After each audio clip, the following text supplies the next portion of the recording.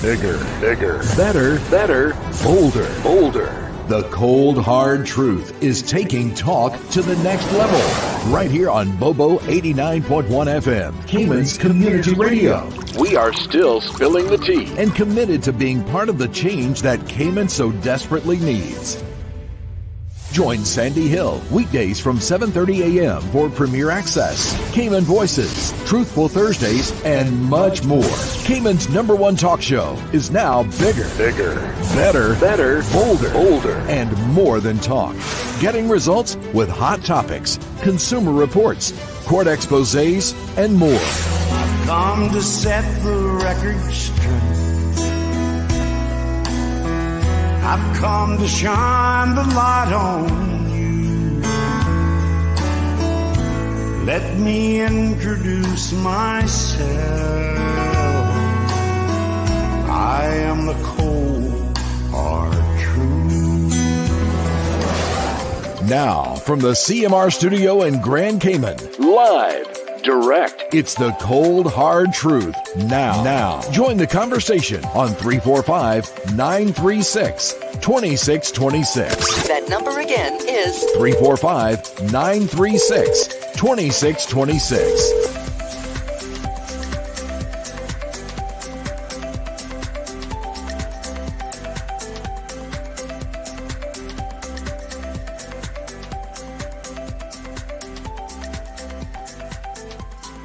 Good morning, everybody. Happy Thursday. Friday, part 1. For us, it's going to be Friday. We won't be here tomorrow, so happy Friday. Happy Thursday. How are you guys doing? Good morning to everyone. Why does it look so dark in here lately? Is that just my imagination? The natural light isn't there because it looks like we're in for a little bit of, rain today. I would say you've got about a 60% chance of rain if I was the weather woman. Good morning, beautiful people. Let's see. We've got Miss Brenda says, blessed good morning, dear San and everyone. I hope that you all have a wonderful, safe, and productive day in Christ Jesus' guidance and protection always. Thank you, Miss Brenda. Good morning. How are you?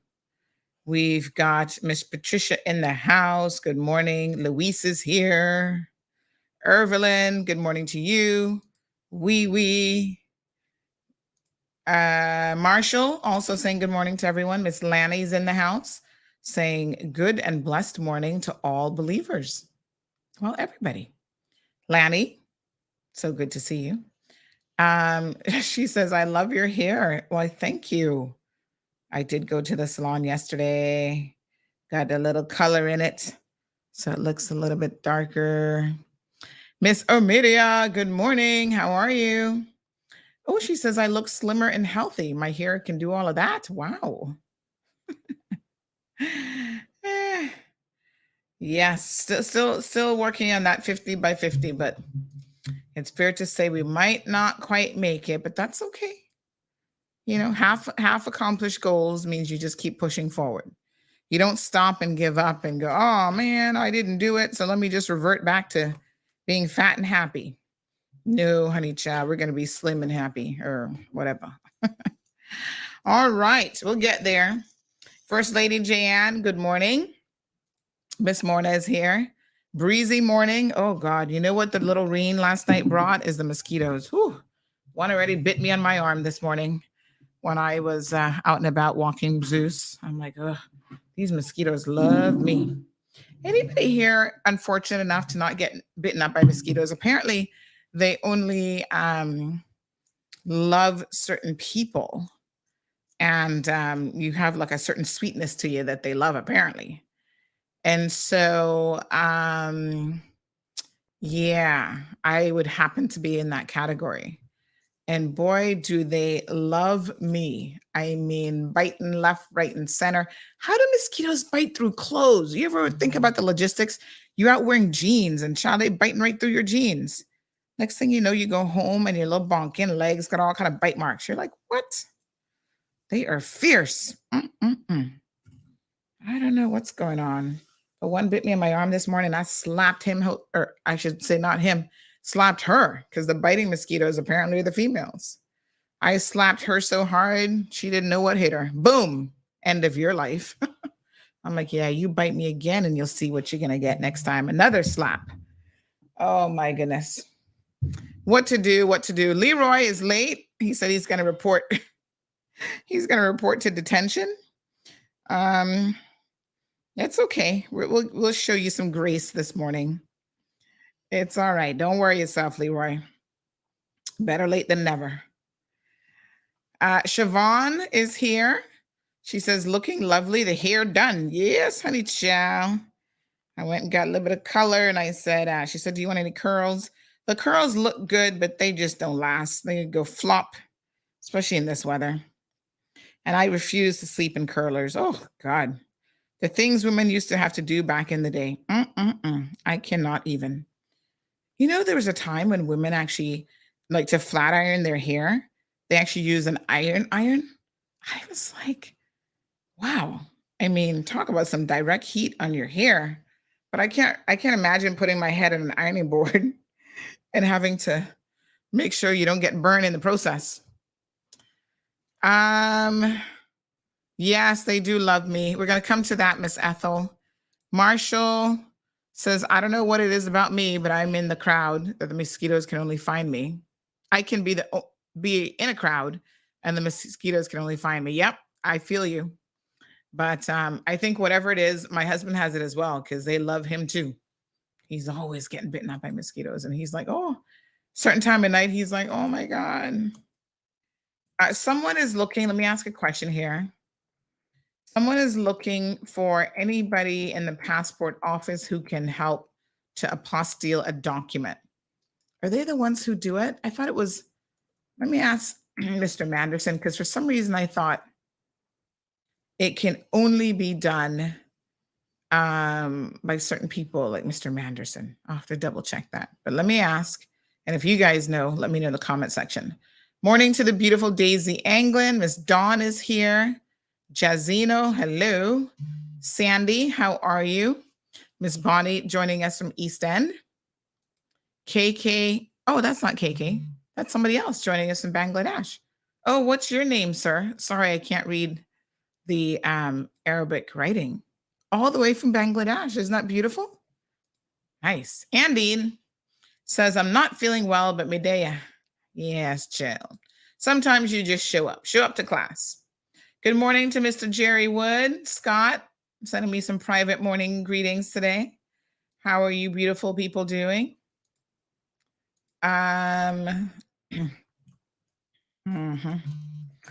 Okay, let's see who else we got here. Good morning. Can pick up on these used for the post. Good morning. Can pick on of these. Oh, I think that's supposed to be can pick one of these for use for the post for the missing dog in West Bay. Oh, there's a dog missing. He looks like he's a pit bull, brown with white on his chest. He's missing this morning.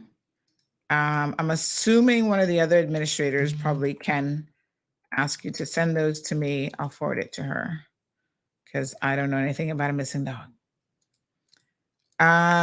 So you guys know that if you want to reach me privately, your best bet is my private number, which is everybody knows it, so it's not really private, but it's 324-1612. Someone said to me recently, your number is more public than a lot of MPs. And I said, well, it is what it is. I know a lot of people reach out to me for different things. And I don't mind. Having said that, sometimes y'all need to be reasonable. Y'all be messaging me all midnight. And although I might be up, I'm probably working and doing other stuff because it's kind of a quieter time, right? And some people expect me to respond right away. And I now am not answering my phone after a certain time of day. I don't think it's reasonable.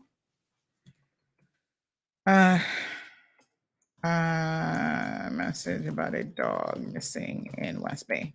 So we do have Ken who's in California. She helps with some of the messages like social media. So sometimes if you're messaging on social media, you're actually not talking to me. And I know people are used to me being the only one there for a while. So if it's something that you want to say directly, you need to just WhatsApp me is probably the best way to do it.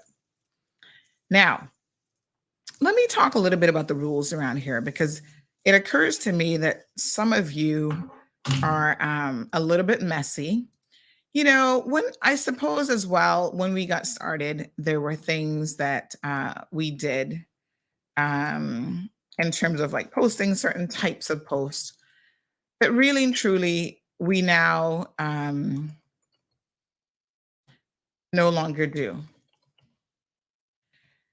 or we do it with extreme caution. So if you, for example, are trying to out your spouse for cheating or out in these streets being messy, or, oh, this person stole this from me, you can't just send that in a post with no evidence and expect that we're going to put it up. No, we're not going to do that. What you can do, you can come on the show, right? You can tell your story of what you say happened, put it in your own words, produce evidence, be open to questions. The other person has a right of rebuttal. They can call in and say what they need to say, or, I don't like to entertain people who try to come on the same show, because sometimes that gets a little bit messy and then you can't hear over the other person. So we don't really tend to do that, especially if the persons are not willing to be respectful. Remember the Jamaican fella who was working for that lady doing construction work and she owed him some money? I forget his name now, but she came on and, he was actually very, very patient. Like, he was willing to sit on the live stream and, just wait and let her have her say. So if that's the case, we can entertain both parties and give them an opportunity. But, some people are not capable of that level of maturity. Something happened this week. This is why I'm going to tell you guys about this. So that's our general policy. You want your story told, you tell it in your own mouth, your own voice, and be open to our questions and our scrutiny. Yes? I wasn't there with any of this stuff. And so I'm not really in a position to swear for anybody. That's what I tell people when they send me something. I'm like, can you kindly provide proof of what you're saying? And if you can't provide, WhatsApp messages, a receipt, something, then I'm less likely to believe your story, because I find that in this day and age, it's fair to say that there is a paper trail or a voice note or something for almost every situation. Most people, that's how they're communicating, you see? So, I send you a voice note saying, hey, Diane, you got my money yet? Whatever.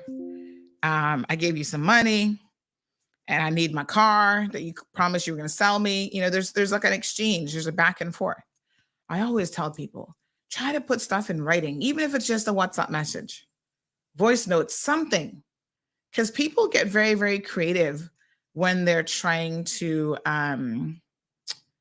thank you, Sarah. I'm going to let them know when they're trying to fabricate or rewrite history in terms of what happened. So I have learned that, unfortunately, even the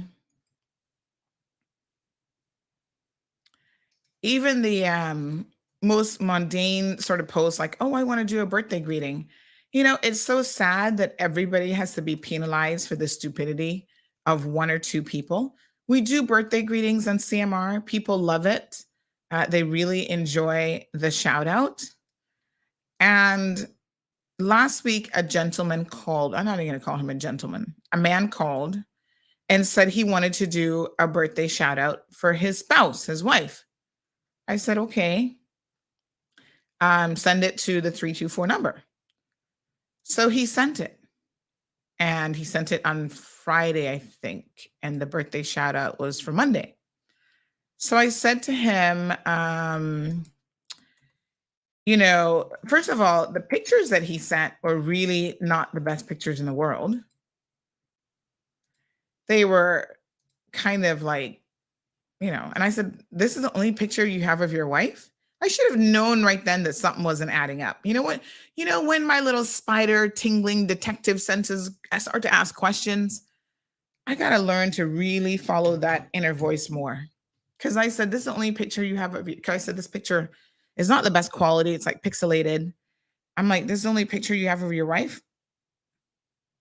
And it looks like he was hard pressed to find a picture. Now, Lord have mercy. If y'all married to somebody and you can't find a picture of your spouse, that means, could mean a number of things, but maybe y'all not really in a sweet spot. I don't know. So eventually he sent one with her standing in front of a birthday cake. And I said, okay. He had done like a little rudimentary design. And I thought, that doesn't really look good. So I had my graphic designer fix one up and posted it, sent birthday greetings. He said, please run this today. Text to be, hello, K-Man, please help so-and-so celebrate her 57th birthday, July 17th, 1996, her loving husband. He was a little bit weird that he would put the year, but some of y'all are just weird people. Okay, let's just admit it. So I didn't really think too much of that. I was like, but you just said she's 57. Why then put the year? But I was like, all right, whatever. Not long after we posted it up, we got a request to have it taken down. One of her coworkers says that her husband, soon to be her ex-husband, put this up and she's really upset at his tactics. So I said, wow, what kind of idiot is this? I'm happy to say these people are not Caymanians. They're not Caribbean people. Dale, you know who you are. So I thought to myself, wow, this guy is kind of stupid. Who does this? You're divorcing a woman, dude. This is kind of stalkish. A little bit on the crazy side. Now, I've looked this man up and I see he's involved in a solar company here in Cayman. Sir, you really need some professional help. He's even put up the post on his own social media page and his own affordable solar Cayman page, which is really, if the woman does not want you posting her up and the two of you are separated, soon to be divorced, you look a little bit crazy. And, now I'm contemplating who should be even using your company when you do this sort of thing. Take the woman's post down. Now you make us have to cross-check and double-check, oh, are you in a good relationship with your wife before we post a birthday greeting? But he didn't stop there. He actually went to other social media platforms, including CNS, and had them do a pop-up message where when you go to the website, it popped up with the same message, her picture, and this birthday greeting. Now you see, this is taking it a little bit too far. Now, I get it, Dale. I think we've all been there, maybe not at your age, but we've all been there when we've been in love with someone and they're no longer in love with us. And we're not able to move on the way in which we should. It seems like your wife is done with the relationship. The two of you are getting a divorce. You're soon to be her ex. Stop posting birthday greetings all over social media about the poor woman. Just leave her alone. Find somebody else to obsess about. Get a dog. Oh, he's Canadian. I find dogs are, oh my gosh, you can obsess about them and they don't mind. They love it. Post your dog's birthday. The dog will appreciate it. Update your status to you're no longer married. It's complicated on your end anyway. What a hot mess. Now you see, if I was trying to be messy, I'd be showing y'all Dale's picture and telling all women in Cayman to stay away from this guy because he's a little bit stalkish. But we're not going to do that, Dale. We're going to show you some grace, which you were not showing your soon-to-be ex-wife. Don't do it again, because the next time I will not be so nice about it. Okay? KK says it's only fair for the evidence to be provided. How can you go off of that in that of what that individual says alone? Evidence is key. And sometimes I got to be honest, KK, you might not have all of the evidence. You might only have some of it. But that's why when you bring your story, you're able to talk and tell what you claim happened, and then people can choose whether to believe you or not.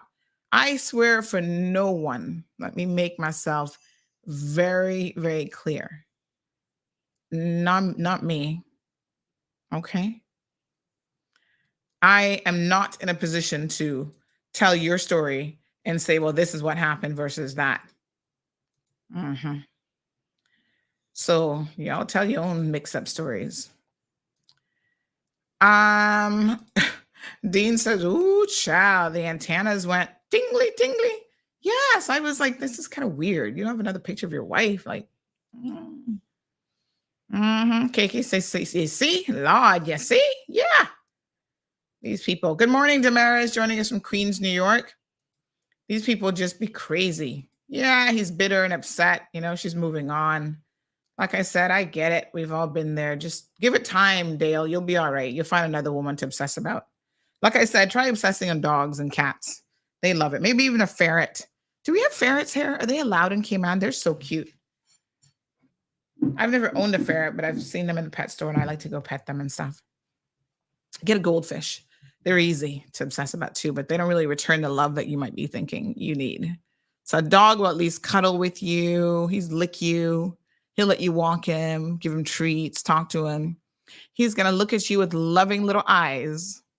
Zeus looks at me like that. Oh my God. Everybody's like, this dog doesn't take his eyes off of you. And I'm like, yeah, I know. Such a sweetheart. Aliana says, we men are crazy. Some of y'all definitely, just like some women. It's not exclusive to men, I must say. No, he said 1967, I think, Miss Olive. Aliana says, if you don't want to be in CMR, leave the woman alone. There's more fish in the sea. I would highly recommend that. Somebody else says, cats love attention more than dogs. He needs a cat. Really? I always thought that cats were more sometime-ish than that. Dean says, crazy is unisex for sure. Trust me. Morning, Daisy. She says some people don't like pictures. Something felt off about it, though, when I said, that's the only picture you have? This old pixelated picture? Suspicious. Very suspicious. Listen, you've got to know people, too. Some people are very private individuals, and they might be your friend, your spouse. They don't want a big shout-out greeting on CMR, then don't do it. A lot of parents like to publish their kids and stuff like that. We had to rein in some of the kids, especially private school kids, because they think they're so smart. They always be sending these pictures, and I could tell when they were trying to be smart or bullyish or whatever with their friends, because they would send the worst and most horrible photo ever. And I said, no, we're not going to post this. This person is supposed to be your friend, and you have a decent photo of them? I don't believe you. And so, when we see that it's these little rich, ill-mannered children, we tell them no. And when it's the poor, ill-mannered children, we tell them no too. If they're trying to be funny, because some people think that they can use social media to try to bully people. Like, oh, I'm going to find this horrible picture of you and wish you a birthday greeting, and it's not even your birthday. That's just not cool. And if y'all keep it up, the feature will go away completely, where we won't do any birthday greetings. Speaking of things going away, yesterday somebody sent me, I'm going to have a little bite of my breakfast because I'm uber starving this morning, so I decided to not do a fasting day. Big shout out to these Swiss pancakes. Miss Stacy has mastered them. They are so delicious. They're very thin. They're almost like crepes, but oh God, they're to die for. Anyway, excuse me, manners this morning. I'm starving. All right. Speaking of was I going to tell you? Oh, yes. Of things going away. So I had some young person message me yesterday. Miss, you think that you can reverse the kids being allowed at Kimana Bay? I was like, now I know y'all think I'm all powerful and all, but what? I said, young person, I can't reverse anything I didn't do. I don't own Kimana Bay. Gosh, I kind of wish I did, but I don't own Kimana Bay. That wasn't my decision. What I do know is the general population, when we did our little unofficial poll, voted almost unanimously that it should be done. So young people might be missing it.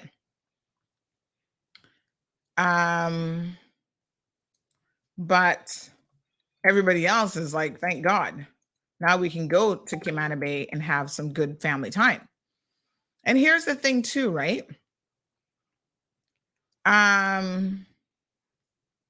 It's not the sort of thing where you can't go to Kimana Bay at all. You just need to go with an adult who's going to be there to supervise you and, more importantly, be legally responsible for you should you do anything. Miss Morna says, Sandy, the old people would say, you never know too good of a person until it's gone. You never know the use of the well until the water is done. Keep moving on, just saying. Yeah. Maybe he wants to hold on to that wife of his, but too bad, honey child. And listen, just because you're getting a divorce doesn't mean you did anything wrong either. Maybe she just moved on. She found somebody that tingles her in a different way than you did, and that's what she wants. But young people, I don't have any control over Kimana Bay or what happens there. But I can tell you, even for myself, it's much more of a pleasant experience going there, not having y'all run all over the place, fighting like hoodlums and, beating each other up and potentially killing each other. So I hope it never goes away. Sorry that y'all feeling a little pinched, but why is it that you can't find an adult? You want to go to Kimana Bay for an hour or two. Why can't you find an adult to supervise you and go with you? What are your parents doing that they're so busy that they can't take you out for an outing on a Saturday night once a month? It's a little bizarre if you ask me. Y'all are so lucky. At that age, my aunt didn't let me go anywhere. The mall by myself. One summer, I think I might have been going into my senior year. And you know what the result of that was? I almost got kidnapped by some serial killer. But, I would go to, my uncle worked in the mall. So I would go with him in the morning. She was actually traveling. She had come to Cayman. My grandfather had passed away. And I think there was some reason why I couldn't travel, like some immigration reason, like I wasn't allowed to travel outside of the US. They were working on something or another. I can't remember now. But anyway, I wasn't able to travel with her. And so I had to stay. And in the mornings, just to kill time and have something to do, I would go with my uncle to work. And he worked really early until like about midday or something, right? So he was like on the early shift. And so I got to know all the seniors in the mall. There's like a senior walking group. And I was the only young people in the senior walking group. And we would walk the length of the mall, like up and down, up and down. And that was their exercise early in the morning. It was really nice, actually. This was Tampa Bay Center. You guys might remember that mall is no longer there. I think they've taken that over and that's all part of the stadium space now. But anyway, we'd walk up and down. And that was what I did. But, we weren't fighting anybody with the seniors. And, it was so interesting to walk with these seniors and talk to them about their lives. And, I've always been very interested in older people in that sense, like the stories that they have to tell. Did I tell you all about how as a volunteer in high school?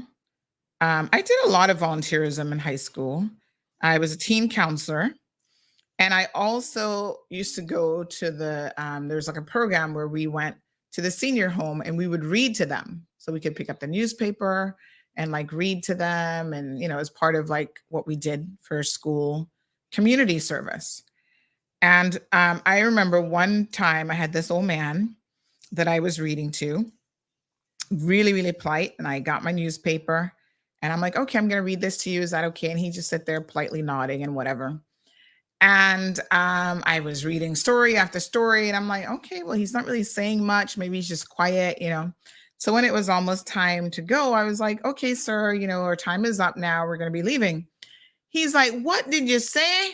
Hold on 1 second. Let me put in my hearing aid. I can't hear nothing you're saying. I was like, what? This whole time I'm talking to you and you did not hear a word? He was probably so glad to have a hearing aid out. He was like, let me put it in. What you saying now, child? I'm like, okay. Bye. It's time to go. That was probably the most pleasant visit he's had in a while. I don't have to listen to anybody. Keep those hearing aids. Oh my God. I'll never forget that. So funny. Miss Sandy's laughing. She says, ha ha ha, goldfish. Garrett says, eye contact is important for dogs. Yeah, well, mine, he likes to lock eyes with me and look at me with these loving little eyes. He is so cute. You know, some dogs, he's kind of got like a little bit of a lazy streak, which I mean, he's still a puppy. He's only 5 months old. So, you know, they need a lot of sleep at that age. The trainer was saying that on average, they can sleep all up to 18 hours a day. She's like, just let the dog sleep, because if he gets overtired, overexcited, over agitated, then he'll want to do stuff like nip at people. And, you know, so that's hard when you have a 6-year-old that thinks that this is her personal toy. Let the dog sleep. And then Marlin always letting him out of the cage. I'm like, oh my God, am I the only one around here that can keep Zeus on a proper schedule? And, you know, so the other day, Marlin took him out of his cage at night. He was like, just like, you know, rubbing the dog just fell asleep right in his hand, like in midair. It was the cutest thing. I had to take a little picture. Let me show you guys. It was the cutest thing ever. I'm like, oh, look at him just sleeping like that. It's not often that you see dogs. I'm going to show you guys this. He is just the most adorable. I got to tell you, when I say cute, I think all dogs are probably cute to their owners. It's like kids, right? You can't tell a parent, no matter what a child looks like, that they're ugly, especially babies. Parents have something, I think, innate in them where they just love their babies no matter what, which is good. I mean, I guess that's genetics for you to love your offspring. It's important. And I kind of feel the same way about little dogs. I'm like, oh, they're just the cutest little thing. Gigi's like that too. She's like, why does Zeus have to be so cute? She has some funniest questions. I'm like, puppies and dogs are just cute, Gigi. I don't know. I don't think he's doing it on purpose. Let me show you guys his little cute little sleeping face. Ugh, so adorable. I still am dealing with some severe anxiety every time I have to walk him and I hear those dogs next door barking. I got to be honest with you.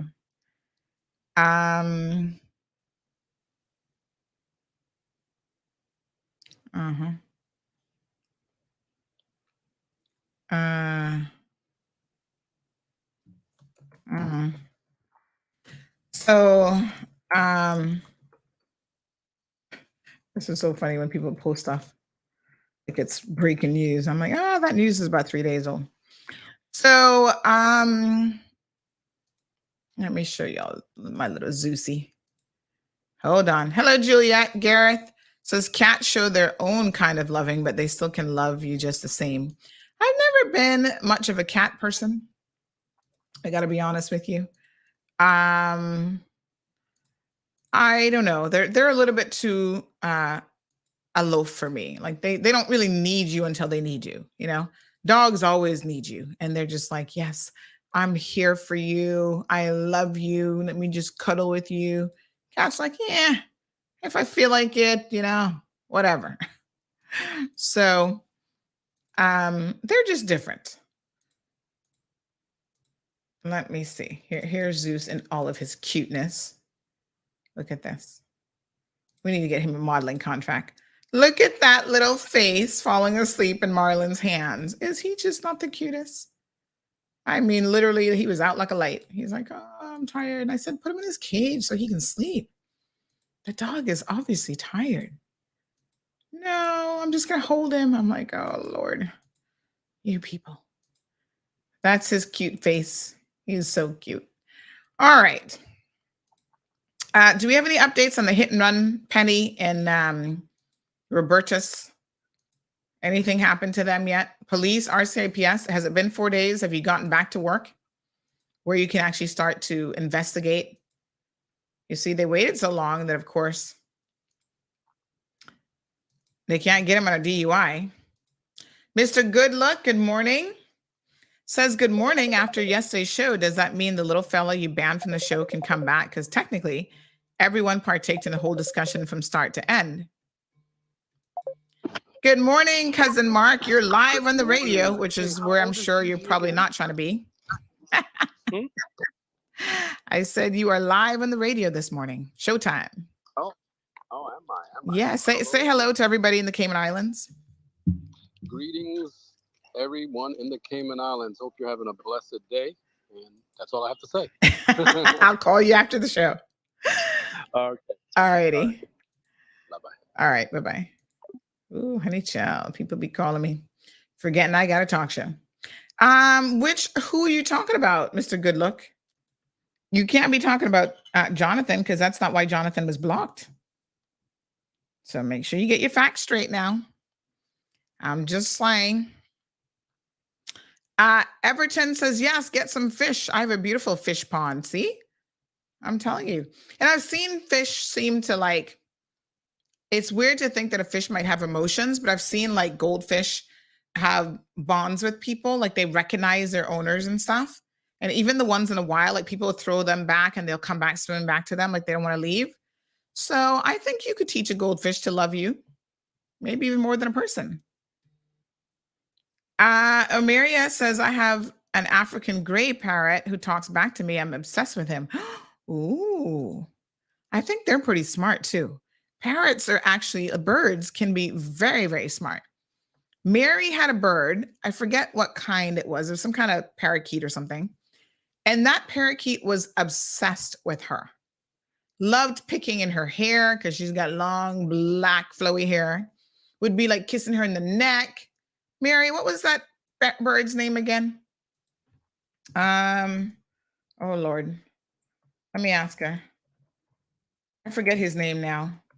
But child, he like you could feel the love when he was like with her. He's like, mwah, mwah, mwah, I love you. And I was like, what a mess. Morning, Kizzy. Kizzy, WhatsApp me your number. I think I've got something for you. So those of you who won prizes on Monday, I was busy this week. So I'm going to, was it Monday or yesterday? No, Tuesday, I think. I'm going to drop them off at the station today. I'll have them dropped off for you so you can go by. Give you a little something in an envelope. Carrie Ann, good morning. But Kizzy, I know you want a mug, so I want to add you to the mud list, but I need your phone number. Mug list. Sophia, hello, how are you? Says, you was extra pretty this morning. I want to go on. I had my hair done, child. Went to the salon, get a little bit of color, and apparently that's all it takes. One trip to the hair salon, I'm looking pretty. Go figure. Jim, Miss Joyce Ann, good morning. Jim says dogs sleep an average of 12 to 14 hours a day. Yeah, I think because, we're up and going around, we think that they should get up too. But yeah, Zeus, he takes a lot of naps. Strong Will says, Sandy, you look beautiful today. Have a fabulous day. Oh, thank you. Leroy says the RCIPS is going to sweep that under the rug. Not if we're here, they're not. Thank you, Yasmin. Everybody's saying I'm looking so cute today. What? Yes. Gareth says there's a video on YouTube, I believe it was a parrotfish or something, and the owner was literally playing with it as though it was another dog. Hey, Rainbow. It was a what? Sun Conur. That's the type of bird. Rainbow was his name, her name. No, it was a him. Yes, well, Rainbow loved him some Mary, honey chill. Ooh, what a thing. Cara, I also need you to message me. I just need to put your number on the mug. I put your name already, I think. I'll put the first name, meaning your last name and number. All right. Very good.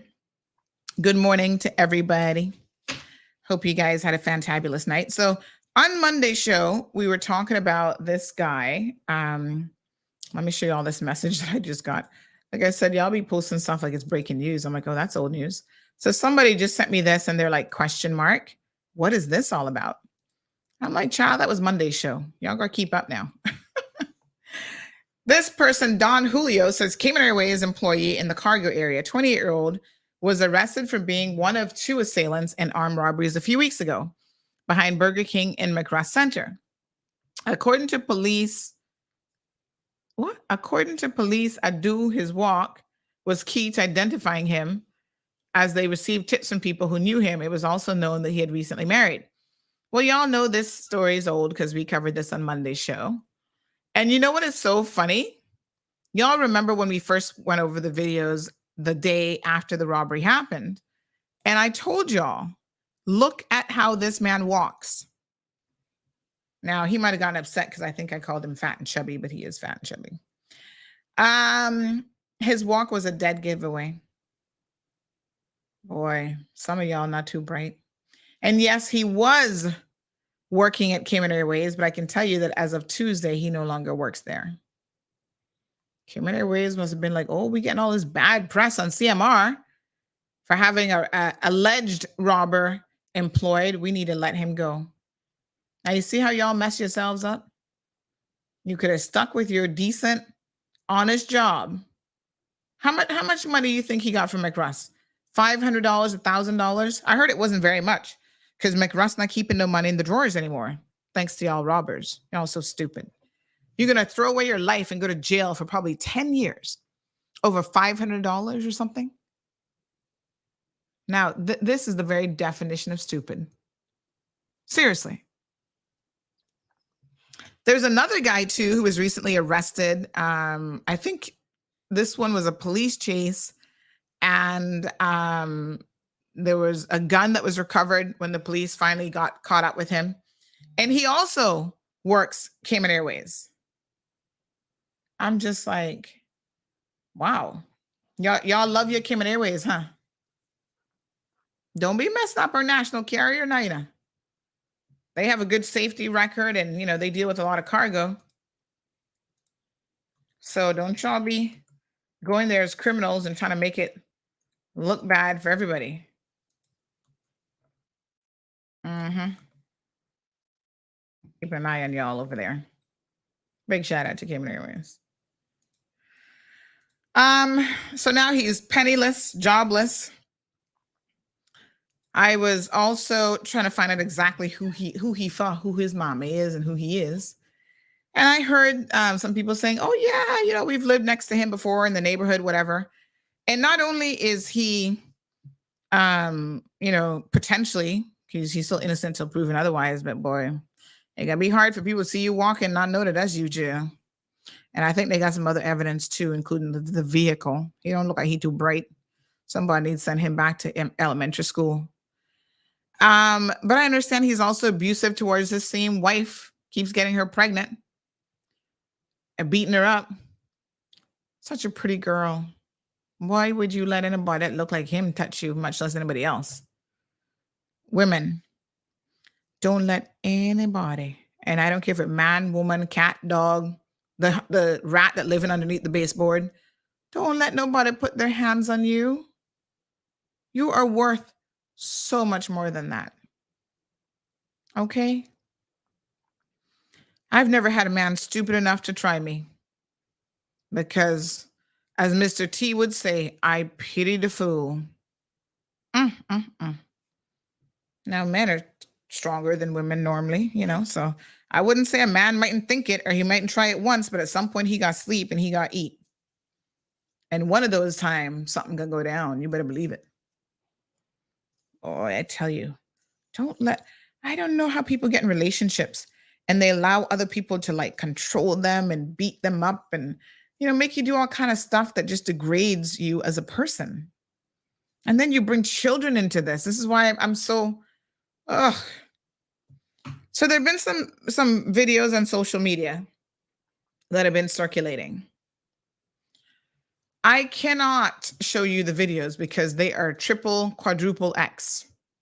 Not just triple X. They're like Quinta X or whatever. Unbelievable. Let me try to tread lightly with this one. 2 of the videos involve 2 persons in the community, Caymanians, from Windsor Park. We've, funny enough, featured them on the show before. That's all I'll say. Engaging in sexual behavior that is, the only word that I could possibly describe it is just nasty.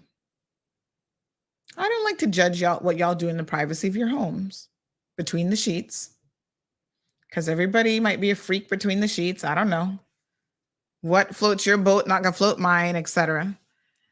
But some of y'all really are nasty.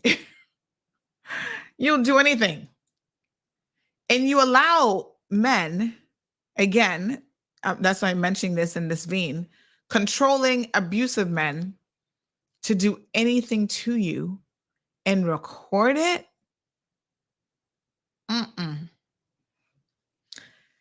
For many, many, many, many, many, many years, especially young people, I've been telling young girls in particular, don't ever have a man tell you, oh, let me record this. I just want to watch it later to get my freak on when you're not around. No, honey, child. You tell somebody if they want to get their freak on, they can come over and get their freak on, but there will be no video footage, no photos, no evidence of it ever happening. These things never end well when you record them and then send them to people all over Kingdom Come. This woman is a mother. I'm just like, now everybody in Cayman know what you look like, child.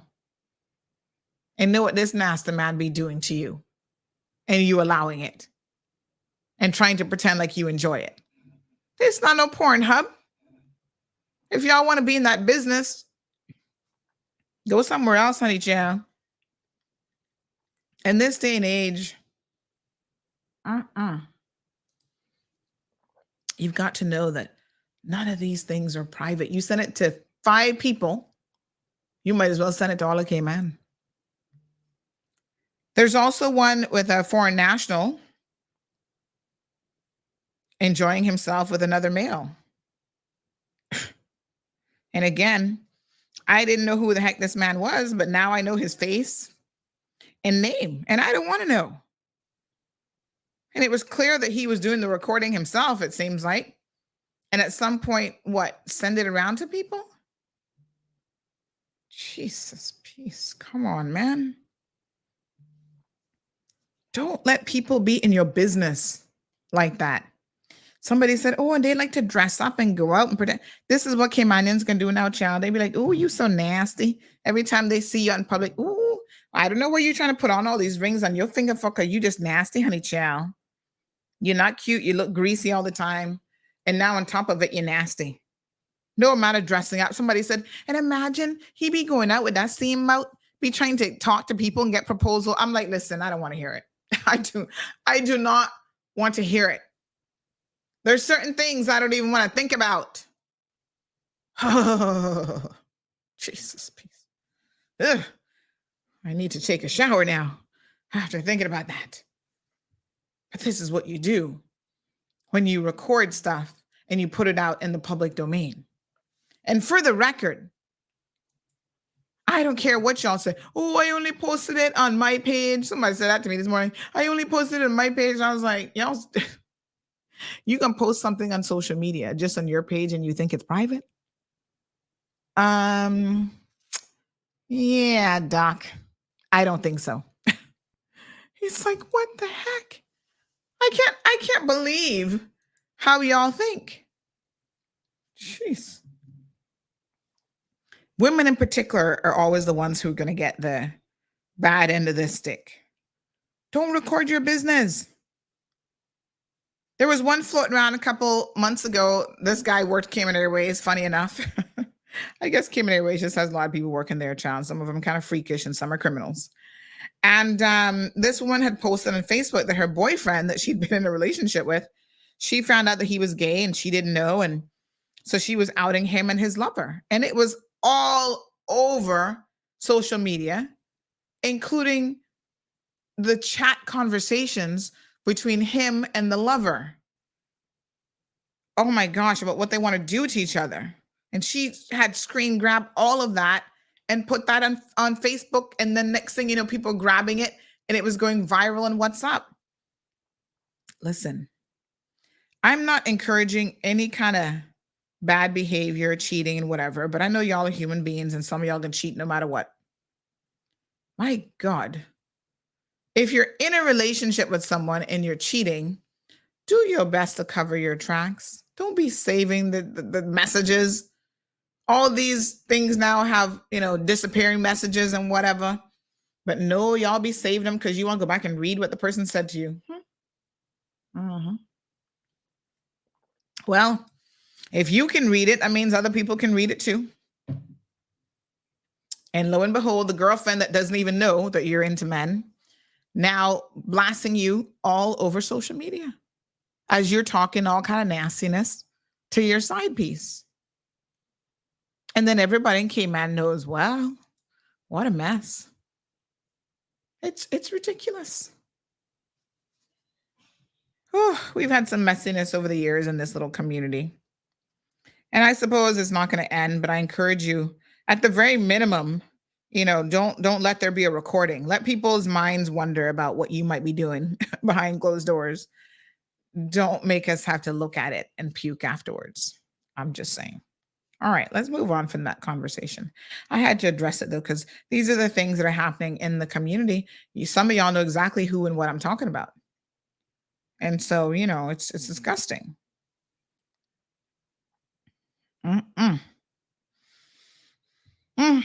What a mess. Evelyn says, that's why I always have bottled water and disposable cups at home. Well, nobody not come on my yard. Irvin's like, y'all not coming with your nasty mouth that you put only God knows where and then drink out of her cups. Oh my God, Irvin, that is so funny.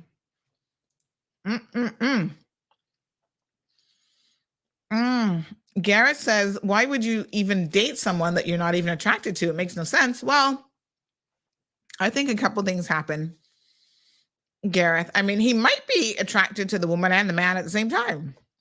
Maybe he's bisexual. I don't know. But I think what ends up happening is a lot of guys, probably more so than women, get into relationships just to please other people because your granny want to know that you're dating a woman. She's had her suspicions about you forever from when you were 2 years old. And so to throw granny off of the scent, so to speak, you date women.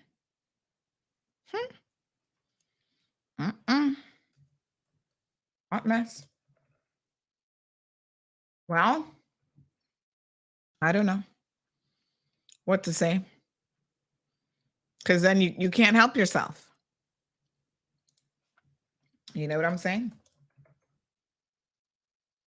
Oh, Lord. That's why I say just let people be who they are. Like that's not really that's not really my business. I would rather people just be happy. Listen, as long as it doesn't involve children and animals, I don't really care what y'all do. You can be as freaky as you want to be. That's your business. I don't necessarily want to see it. But at the same time, you're an adult. The other person's an adult. If it's a consenting situation, what am I to do? Yes, sir. Ay. You got to set your standards, I think, and let people know early on in relationships what you're going to put up with and what you're not going to put up with. And not everybody is compatible in that way. Some people are super freaks. And if you're a super freak, you should not be getting with a little church girl who don't know how to do nothing. You go talk to them Spanish barmaids who can do backflips and make your toes curl inside out. So you can get your super freak on. Not everybody is compatible. No, sir. Who is calling me? Good morning. You trying to get on the show? Oh, it's showtime, honey child. I'm sorry?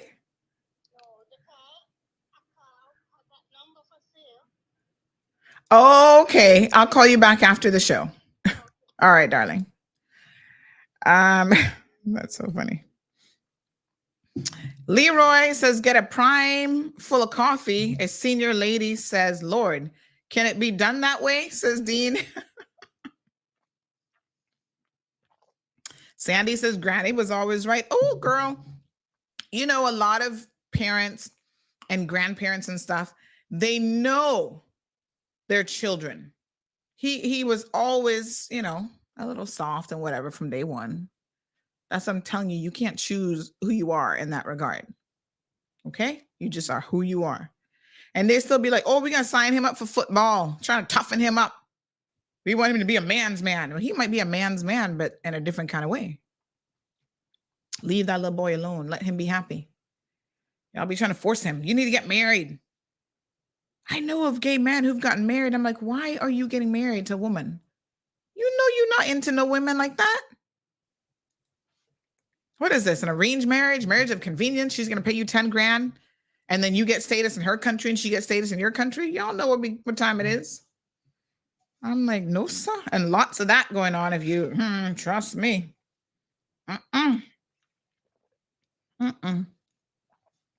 It's a crying shame, really, that people feel like they have to do these things to please other people when that's really not who they are. Go live your best life. That's why a lot of gay Caymanians leave Cayman. They go overseas and they never come back. They don't want to be judged. You know what I'm saying? They just like, I want to have a boyfriend or girlfriend, and I want to potentially one day, you know, be in a serious long-term committed relationship with them. And I don't want y'all be trying to force your beliefs down my throat. So they keep the Cayman relatives at a distance. They live in the UK or other places, and they'll come occasionally to visit for a week. And then they're like, oh, that's as much of Cayman and the backwardness I can take. I got to go. And then they go back to wherever to just live their lives. It's a hot mess. But it's very, very true. Anybody notice anything different in the studio today? I got a gift certificate for somebody who can tell me what's different. 936-2626 is el número de teléfono. What's different in the studio today? What is different? You gotta look up. You gotta look around a little bit. Okay. You guys are so funny. Somebody, you know, these memes and GIFs and stuff like that. I wish I could save them and show them on the screen, but I don't think. Oh, it shows up as an MP4. Let me see if I can pull this up. Y'all are so funny, right? Somebody just sent me this one. Let me show. Oh, this might work. Yeah, somebody just sent me this. Oh my God, I didn't know I could save these like this. Oh, this is perfect. Ooh, y'all just gave me a world of ideas. This is what is his name? They sung that. I think the name of the song is Super Freak, right? So this one's like, she's a super freak. And they said, oh my gosh, that is so funny.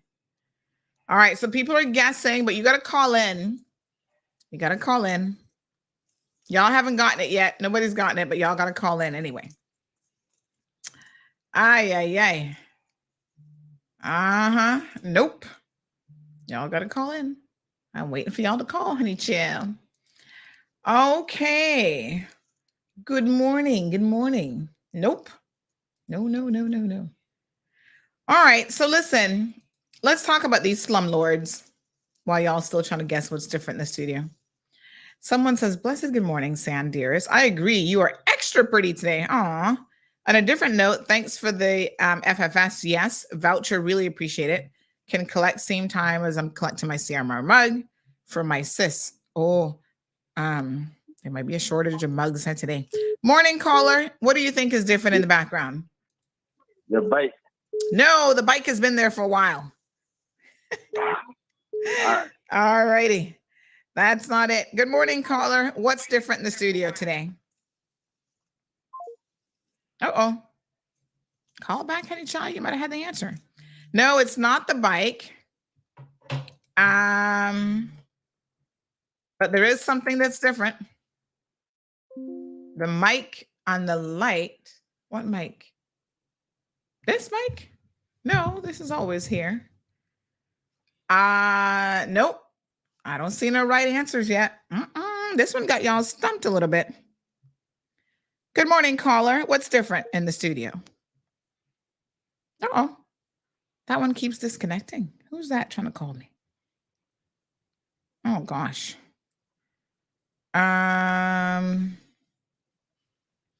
No. Y'all, nobody not got it yet.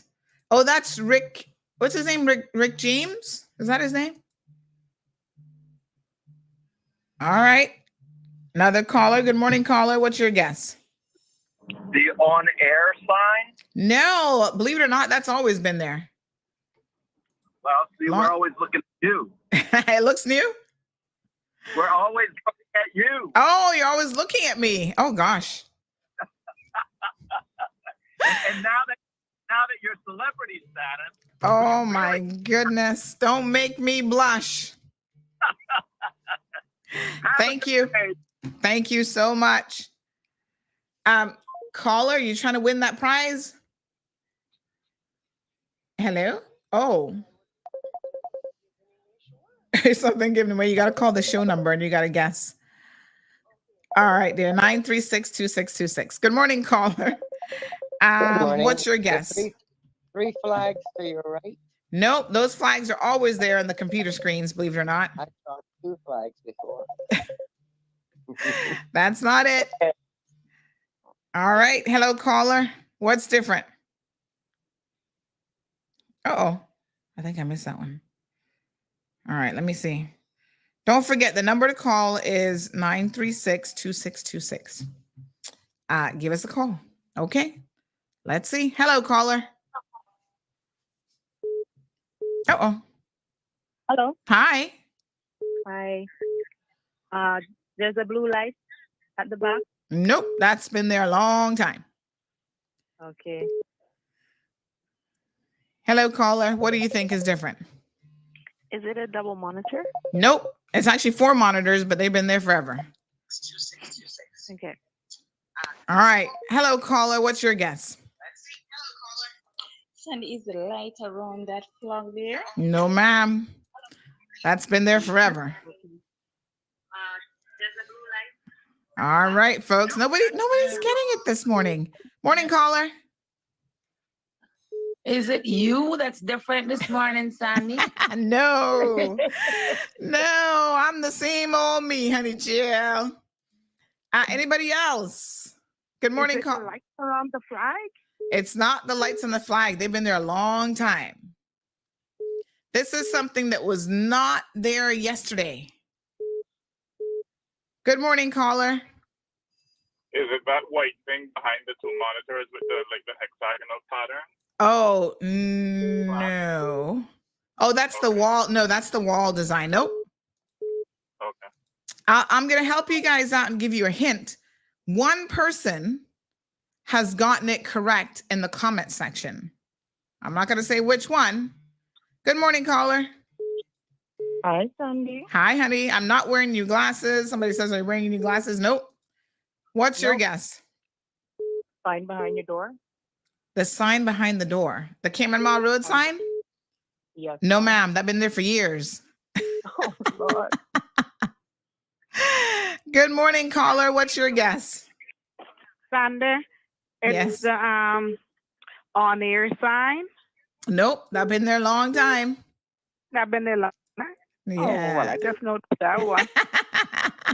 All right, thank you. Okay, honey. Good morning, caller. What's your guess? Good morning. Is it the printer?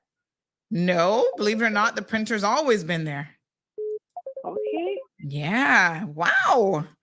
I'm kind of stumping you guys today. I'm going to make the pot even sweeter. Not only am I going to give you a gift certificate here today, I'm going to give you $150 cold hard cash that you can do anything you want with it. Morning, caller. Morning. Is it your bicycle? Nope, I've been there a long time. Good morning, caller.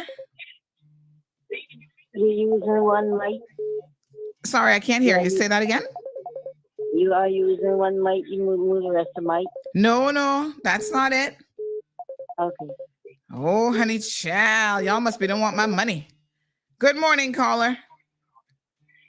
You put up your diploma. Ding, ding, ding, ding, ding.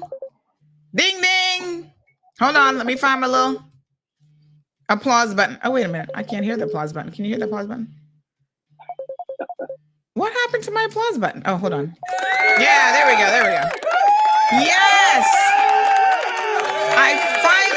Congratulations, Denny. I finally framed, well, it's been framed for a couple months, but it finally went up on the wall. Yeah. 17 years later, it got framed. That's my master's degree from Nova, Southeastern University? Yes. Finally up on the wall, honey chow. Gosh, awesome. That one was hard. Denny, congratulations. You get $150 cold hard cash. Give it to the charity of your choice. Oh, that's so sweet of you. All right. Let me think about which charity. Ooh, shall we give it to the Humane Society? Which charity? All right, I'm going to think about that. All right, folks, Denny won. Denny got the answer. You got the answer? Yes, Denny just got the answer. Okay. All right, my dear. Oh, I forgot to ask. Denny, did you want your gift certificate, or am I re-gifting that as well? One dog at a time. Oh, yes. I can give it to the folks over at One Dog at a Time. Yeah, okay. Meals on Wheels. Child, I need to go cook for them. Make them some nice macaroni and cheese. They'll never want to eat anything else again. Okay. This person says, I am a charity. You're such a joker. Yeah, see the diploma over there? He says to gift both of them. All right, I'll re-gift. Thank you so much, Denny. Really appreciate it. Somebody says, please give it to Meals on Wheels. Is Meals on Wheels really in need of stuff? I got it before Denny, but you didn't call in. The rules are you got to call. I did see one person because I was kind of looking at the comments, and I did see that one person actually got it. And I was like, call in. So yes, there's a whole lot of stuff back here, and looks like you guys have never really paid it much attention. The bicycle has been there since we started working out, but we started and stopped. Next week, we're getting back on the bicycle again. Just FYI, I'm not here tomorrow in studio, so I know y'all gonna miss me. Y'all be blowing up my number in the mornings. Where are you? I miss you. I'm gonna be out and about doing some stuff. All right, we can hardly see it on the wall. I know it is a little bit like you really had to look good and pay attention. And in fact, you can see, I think, from here because it has like a side glare.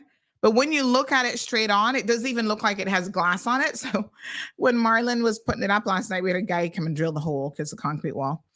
Marlon's like, why didn't you have glass put on this? I'm like, it does have glass, but apparently it's this new fancy glass that has no reflection. It's like UV coated, so it's going to protect the degree. So then I said to myself, I never got my other degree done from USF way back in the day.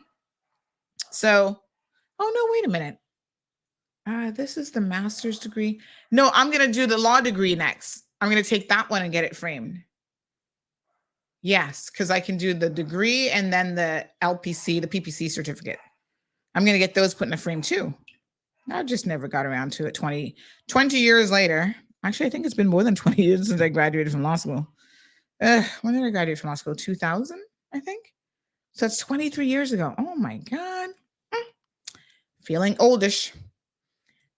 Anyway, so y'all know next month is my birthday, and I'm going to be the big 50. I'm not afraid to say it. Some of y'all like, oh, I don't tell people my age. I'm like, who cares? So listen, I'm treating myself to something pretty big as a birthday present.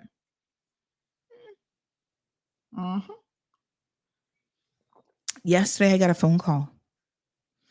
Oh, Sandy, I've got some bad news, and then there's a silver lining. I was like, oh, really? So I'm getting myself a car. And there's a little mix up with, you have to pay a little bit more money for one of the features. Didn't realize that one costs more, but hey, it does. So you got to fork up some more money. I'm like, okay, sorry, I made a mistake. No problem.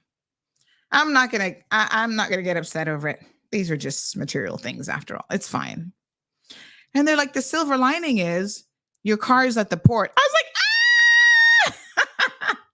Now, you see, this is a person who not used to giving people bad news. What you do is you tell me the car is here first and then say, oh, by the way, we kind of screwed up and you got to pay us a little bit more money. That's the way you give the good news first. So the person's all pumped. And then they're like, oh, okay. Caller, good morning. Good morning. Hello. How are you? Sitting on the chair. Good. Is Good. the chair that to sit on? No, we got a winner already. It's actually the Okay. diploma that's now on the wall. Okay. Yes. All right. Thank you. All right, my Bye. dear. Bye. Yeah, the chairs are back there. Come, Miss Stacy. The chairs are back there, but you guys know that most mornings I actually don't sit, I stand. And I can't use those particular chairs to sit in and do the show anyway, because it's like higher up. What? To come and tell how really? But the original guy didn't give him instructions. Tell him to look at the picture. I can't help with that. These people are ridiculous. Lord Jesus. Oh my God. Hold on 1 second.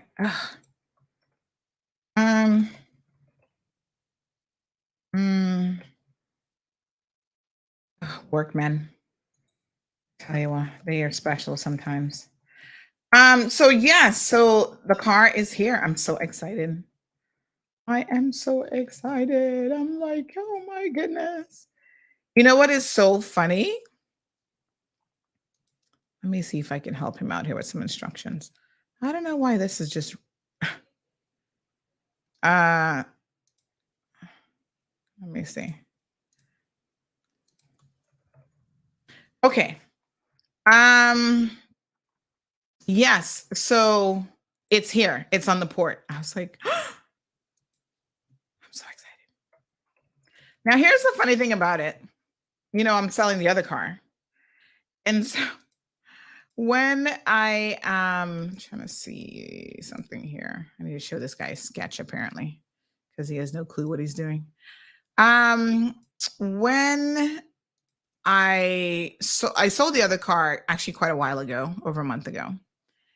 And those people were going on holiday. It kind of worked out because I said to them, they were going away to the Philippines for the summer for like a month. And then I was traveling and I said, oh, this is perfect. We'll do it when everybody comes back. So they said, yeah, that works out. And I said, let's aim for August because, based on the estimates, we're like August should be the latest. So let's aim to do the transfer like the 1st of August or whatever. So they said, okay. And then I said to them, you can take it earlier. It's fine. The husband, I think he met last week and we said, okay, today, let's just do the transfer and you can get the car.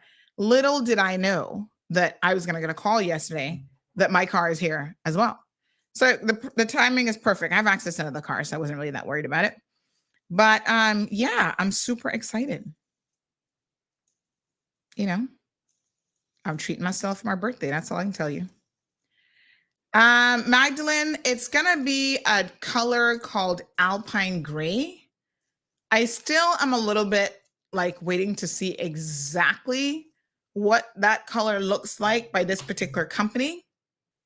because I feel like some companies have like different, they'll call it the same thing, but then it's like slightly different for them. And of course, they're always claiming that it's a special color just for us.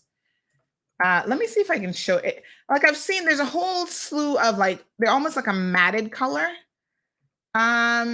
vehicles that are in this kind of alpine gray thing, but it's a new color in their lineup apparently, and that's why it's a little bit extra for that specific color. But because it's not considered a stock color. So I'm going to show you, I'll show you what it looks like online. Yeah, because they're showing it on the 2024 models. So depending on the light, this is what I think it looks like. Yeah, so it's like a gray, but this one isn't a dull gray. This is actually like a shiny gray. I like some of the dull colors too. Some of those are nice. So we're going to be celebrating your birthday in style. I actually have no other plans for my birthday. I was thinking, oh, let's do Vegas. And everybody's like, Vegas in August? Are you crazy, girl? You must want us to all pass out. And I was like, oh, is it that hot? Yeah, it's like 150 degrees. So this is Alpine Gray. So yeah, that's a little bit, you see, it's like, it is a shiny gray. So super excited.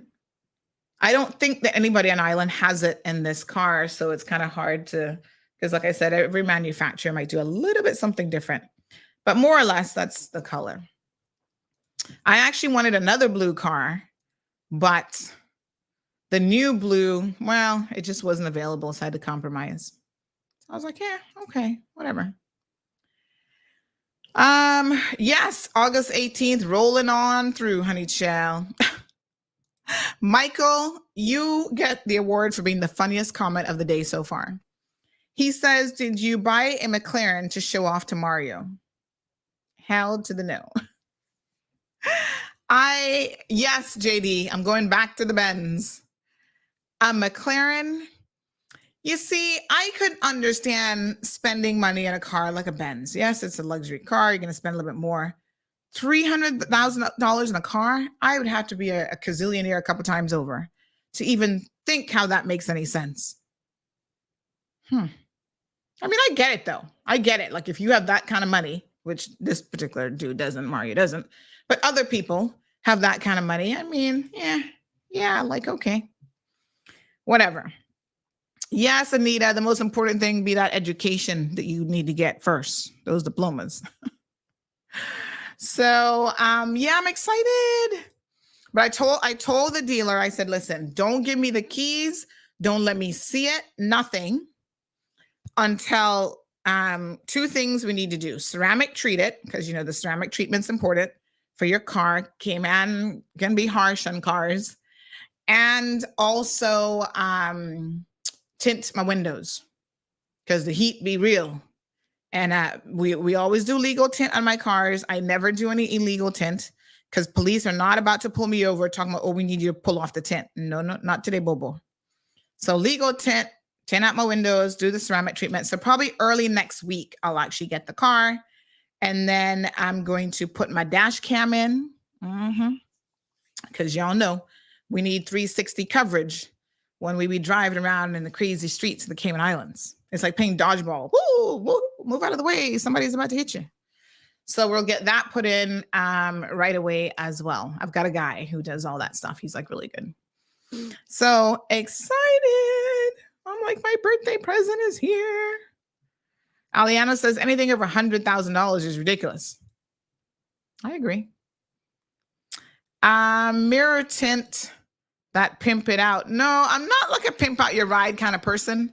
So I don't mind like people not even noticing me when I'm driving because I don't notice people when I'm driving. But you guys know I've been driving around in this Honda Type R, red. And I tell you what, if I were a single woman, I think I would be having a lot of offers now for dates because everybody notices this car. Not just because it's red, but I think it's like the red with the black spoiler kit and trim. And everywhere I'm driving. I was yesterday. I was at a roundabout. This little Jamaican guy rolled down the window in his bus on his little van. Hi, I love your car. I was like, aw. And everybody's like, girl, you can drive a stick? Oh my God, it's 6 speeds? I'm like, yeah, I think I might be driving stick longer than some of y'all been alive, honey chill. Al says for his birthday, his plan was Vegas for my birthday, but not in this heat. That's the same thing I was saying. That's the same thing I said.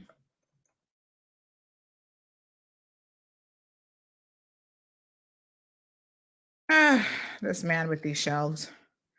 So, I don't know, Al, we should do something. How old are you, Al, by the way? I'm curious. Will you tell me your age? Maybe we should do something together, like a little dinner or something. I'm not fussy, you know? The one thing I wanted, I got myself. So, nobody doesn't have to get me anything. But yeah, just to hang out with some friends and whatever. What should we do? Yeah, I wanted to do Vegas too. You know what? Let's do Vegas later on in the year. We'll postpone the birthday trip, but we got to do Vegas. I am all in for Vegas. I'm not a gambler, but I want to do shows and I want to go to some good restaurants and just, I don't know, is there a strip in Vegas that I can walk up and down and look at people? I want to do all that fun stuff. I do have a big trip coming up in October that I'm super excited about.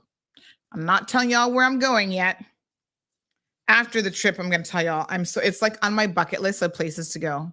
So is Dubai. I think I might do Dubai next year. God's willing. Oh, I got a whole bucket list of places I want to go. I'm going to start traveling more. Praise the Lord. Just claim it and name it and claim it. I'm going to be traveling more, honey child, because I also want my daughter to see the world and experience things. What is this ceramic for the car? Oh, I'm going to bring Michael on one day and explain it to you guys.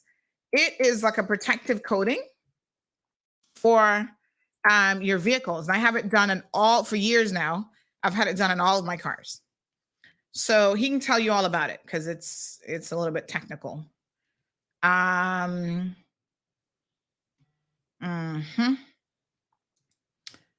the 27th is another birthday coming up. We're going to have a lot of fun in August. Someone says I should donate to Meals and Wheels. Is Meals and Wheels really in need? I should reach out to them because I didn't know. Some NPOs get a lot of help and then I feel like some not so much so. So, yeah. All right, let's see. This person says, can't tell what it is because I'm half blind. They were guessing what's in the background. Ooh, honey child, listen.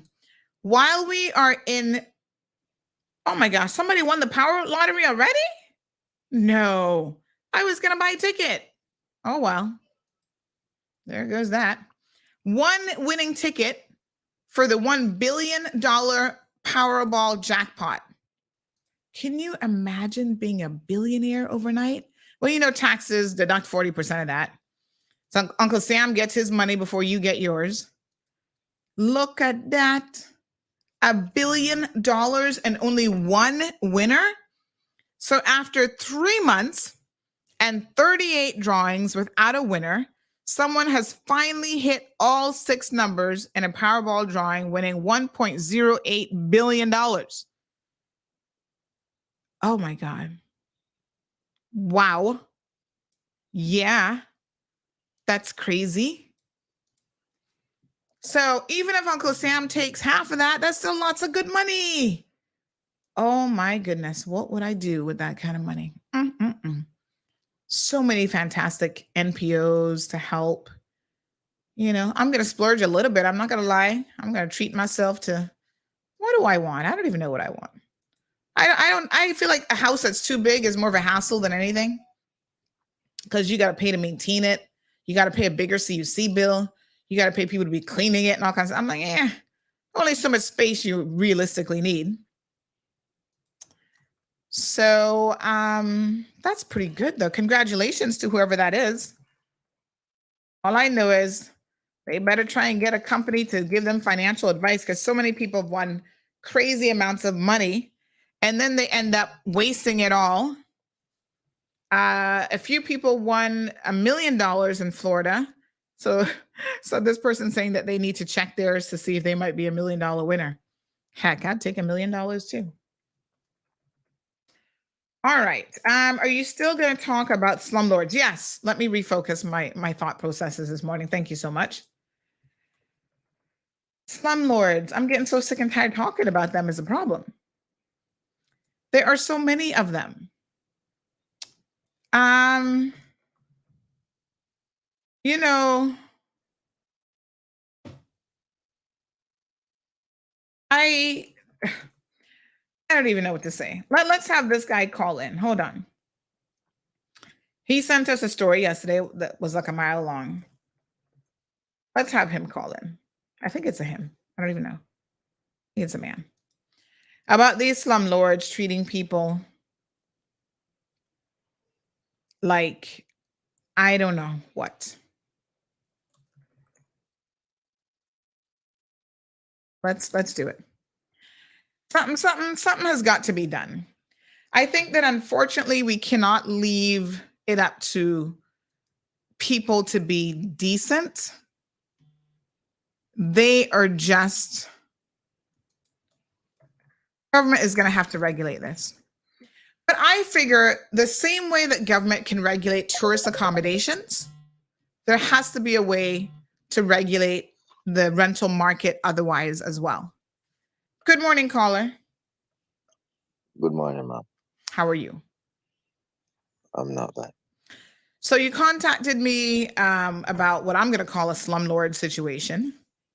So we want you to go ahead and explain to us exactly what's going on. Okay. We have seven or eight tenants living here because one of the lady, she will be leaving on the 28th.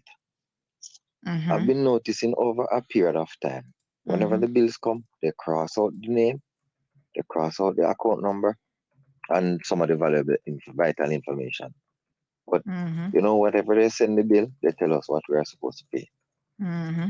For the month of May, the bill came to $720 and some cents. The landlord's daughter-in-law said that we are each person supposed to pay $65. No problem with that. She has about 7 or 8 persons living around her section of the house. No, we don't have any issues with that. We have never had these issues before, but all of a sudden now, the light bill comes to $688. She's telling us that we are supposed to pay $114 each. And it is to be shared between 7 or 6 tenants. Let me ask you a question. Does she live there as well? Yes, ma'am. She lives here. So the landlord lives on site. Yes, ma'am. So in addition to her, there's 6 other people or 7 other people?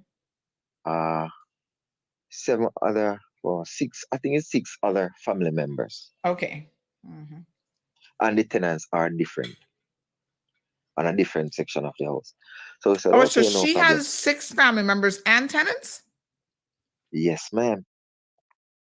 So how many people, that's a lot of people living in one house. How many people is that in total? Yes, ma'am. There's a lot. So you have me. Her 6 plus. Plus about, I think it's 7 tenants. 7 tenants. So that's about 14 people, 13, 14 people. Yes, ma'am. But not all of them are working, and they are workable people. No problem. We said to them, listen to me. We don't have a problem paying the money, but you need to revisit the drawing board where this $114 is concerned, because it's crazy. So the bill cannot move from $720 to $688, and you're telling us that we are supposed to pay $114. Her explanation is the lady that has been around the other side, she is moving out. But I said, remember when the lady was moving in, you collected $200 deposit from her? Read the bills whenever she's ready to leave. So where is that money? She didn't answer. She said that whenever the bill comes, she pays $200 out of whatever it is for her family members. But she thinks she's paying too much. I said, how can you be paying too much when your AC doesn't turn off?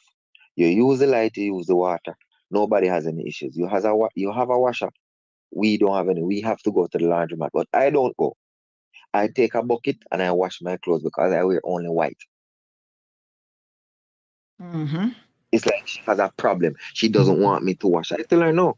So how much doesn't- is her family and her side for all those people she's contributing? How much? She said that she's paying 3/4 of the bill. If the bill comes to $688, how can you be paying 3/4 of the bill when you don't? If it's supposed to split between the 7 tenants, the 7 of us pay off the bill. No, sir. So what I get to find out, she doesn't want to pay any.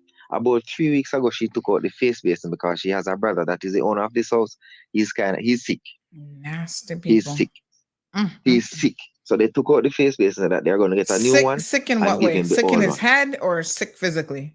Well, I mean, I'm not trying to be funny. I'm just trying to clarify. So let me show our viewers online.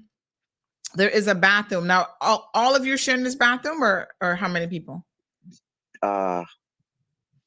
Juliet, Sharon, Dwayne, Leo.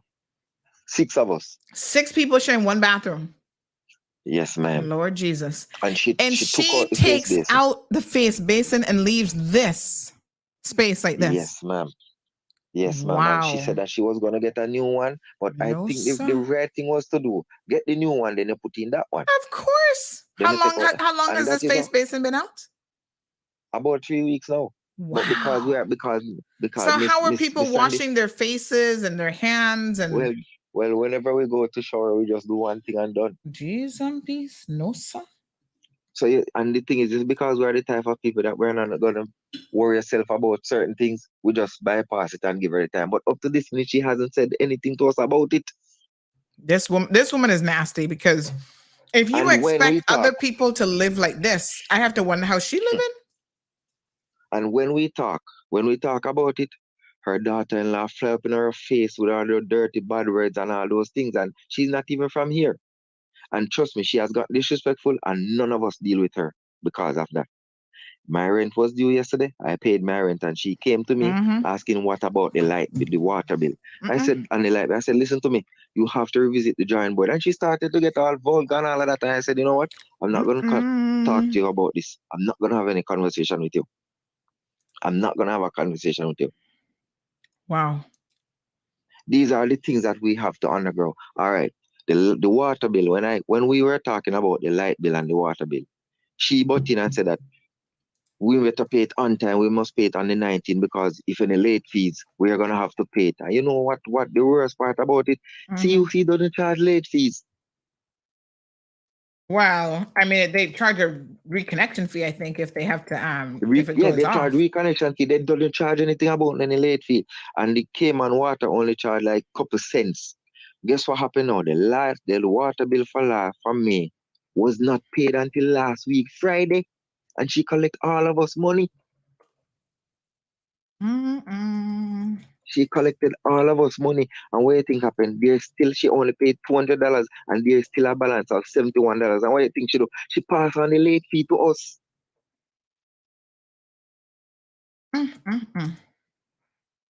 Wow. These are the things that we have to undergo from some landlords here. And it is very disturbing. It is very disturbing. And guess what? They have key for the house. And what they do, they walk through the house in and any time they like, in and out. They even put up a camera in the kitchen. And they're saying that they She's spying on you cooking your spaghetti or what? I mean, what's she looking for? I don't know. She said she must be don't like you cooking curry chicken and want to catch you. No, sir, I don't know. But she said that her brother is saying that he doesn't use the kitchen, or we stop him from using the kitchen. So she said that she wants to prove to the family members that it's not true. But honestly, we are tired of this. We are trying to find a place, but it is very difficult. She said that if we don't pay the $114, we are gonna have to leave. And guess what? When we paid the $63, you know what she did? She wrote on the receipt that we balance her $51. How can a bill come to $688 and you're gonna be asking us to pay $114 and you don't pay any? and you're there using the light. The light not turn off none at in their AC. They have some 2 kids around there. They not turn off them AC none at all. And if there's a light on in any one of us room at 1, 2 o'clock in the morning, if they come out and see it, they're gonna tell us that we are burning electricity and we're not turning off light. We're not doing this and we're not doing that. It is so unfair for us to pay for them to live. Wow. Oh my gosh. It is unfair. It's and hard I know to that I'm not the only one understand. undergoing this. It's really I'm not hard the to only one that is understand. going through this, but some people are afraid to talk. But if they want to give me notice, fine. I don't care anymore. I'm tired of it. I'm tired of it. I have been disrespected a lot since I got on this island. And guess the type of people that are disrespecting me? They are women. Wow. I told you about the incident where some water was thrown in my face by a girl on the carnival thing 3 weeks some time ago. Just because I told her that she could not park. She spit in the water and threw the water in my face and the car drive off. Oh my God. I reported to the police and up to this minute nothing has been done about it. And if it was the flip side of the coin and I decided that I was supposed to draw her out, I would be on a plane back home or I'd be at Northward now. Exactly. It is very hard for expats to live here under these conditions because a lot of these Caymanians, and don't get me wrong, a lot of these people and in general, they don't want to work. They want to sit home and collect. But you said she's not from here, or the daughter-in-law is not from here? I think she's not from here. I think she's from one of those Spanish countries. But the first part, nobody wants to talk to her. Whenever we talk, it's like she's on top of her voice. She not listening at all. She must have the last say, and she's behaving as if I even have some barrels here that I was thinking of sending something soon. And she was going on, I need to take my barrels out of her house and all of it. And there are food stuff inside here. There are food stuff inside there. And I said to her, listen to me now, miss. If you want to take them out, fine. But if I come home one evening and my food stuff are on the ground outside, I will just make sure I call the police to deal with what they have to deal with. I'm not going to be in any argument with you. Any attack. We cannot move around this place freely. It's a problem. Wow. We need to find somewhere else to go. But on the other hand, under these living conditions, I wouldn't advise anybody to come here. Sandra. Yes, we have a call on the line. Morning caller. Oh, good morning. Good morning, Sandra. Yes, ma'am. Yeah, and what this guy is talking about, there's a lot of people on this island going through this stuff with this rent business.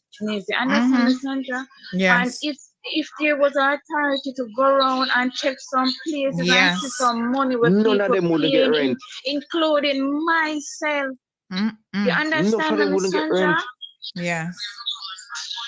Just turn off. I think you have a radio or something in the background. Just turn that off for me, please. Yes, ma'am.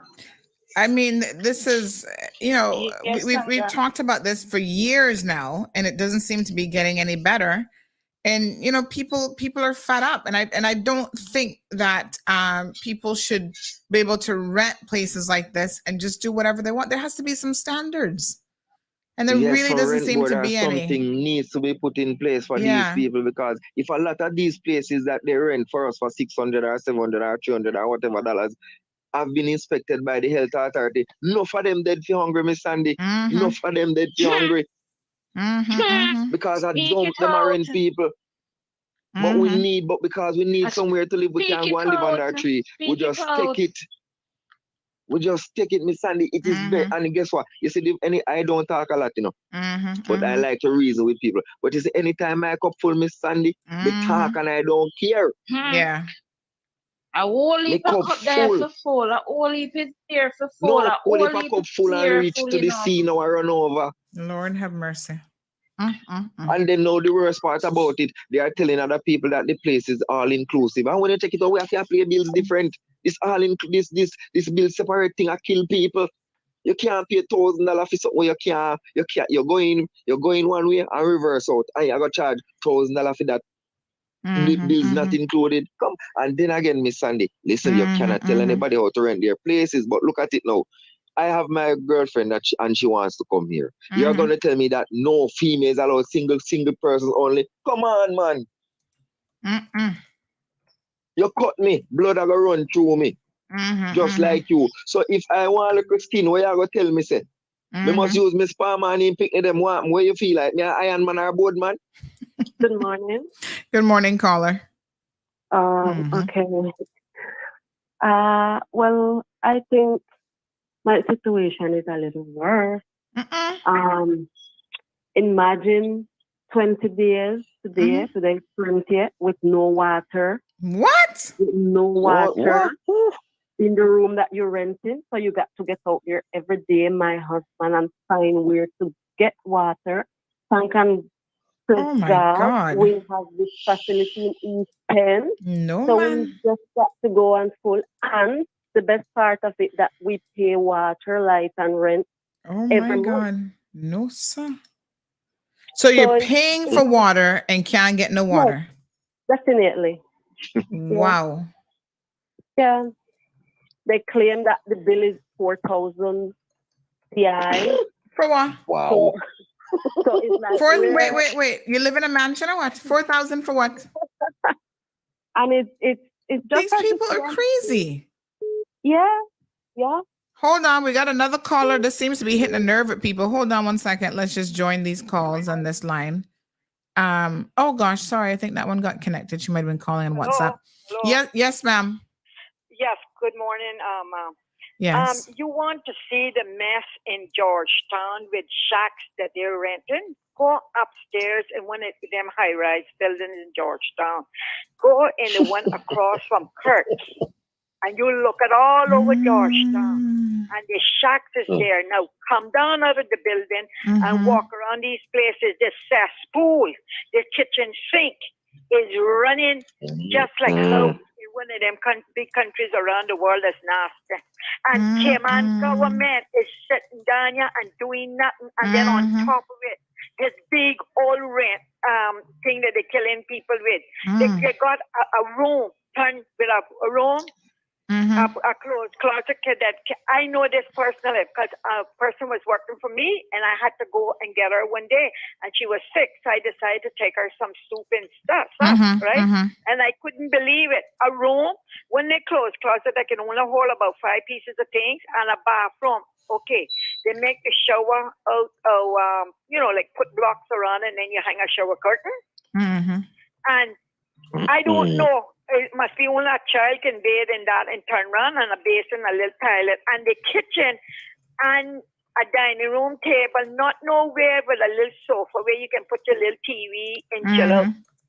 The dining room table is in the kitchen with the fridge and everything. And that is going for like $700. Okay, and then she had a leak last year and then not fixed it.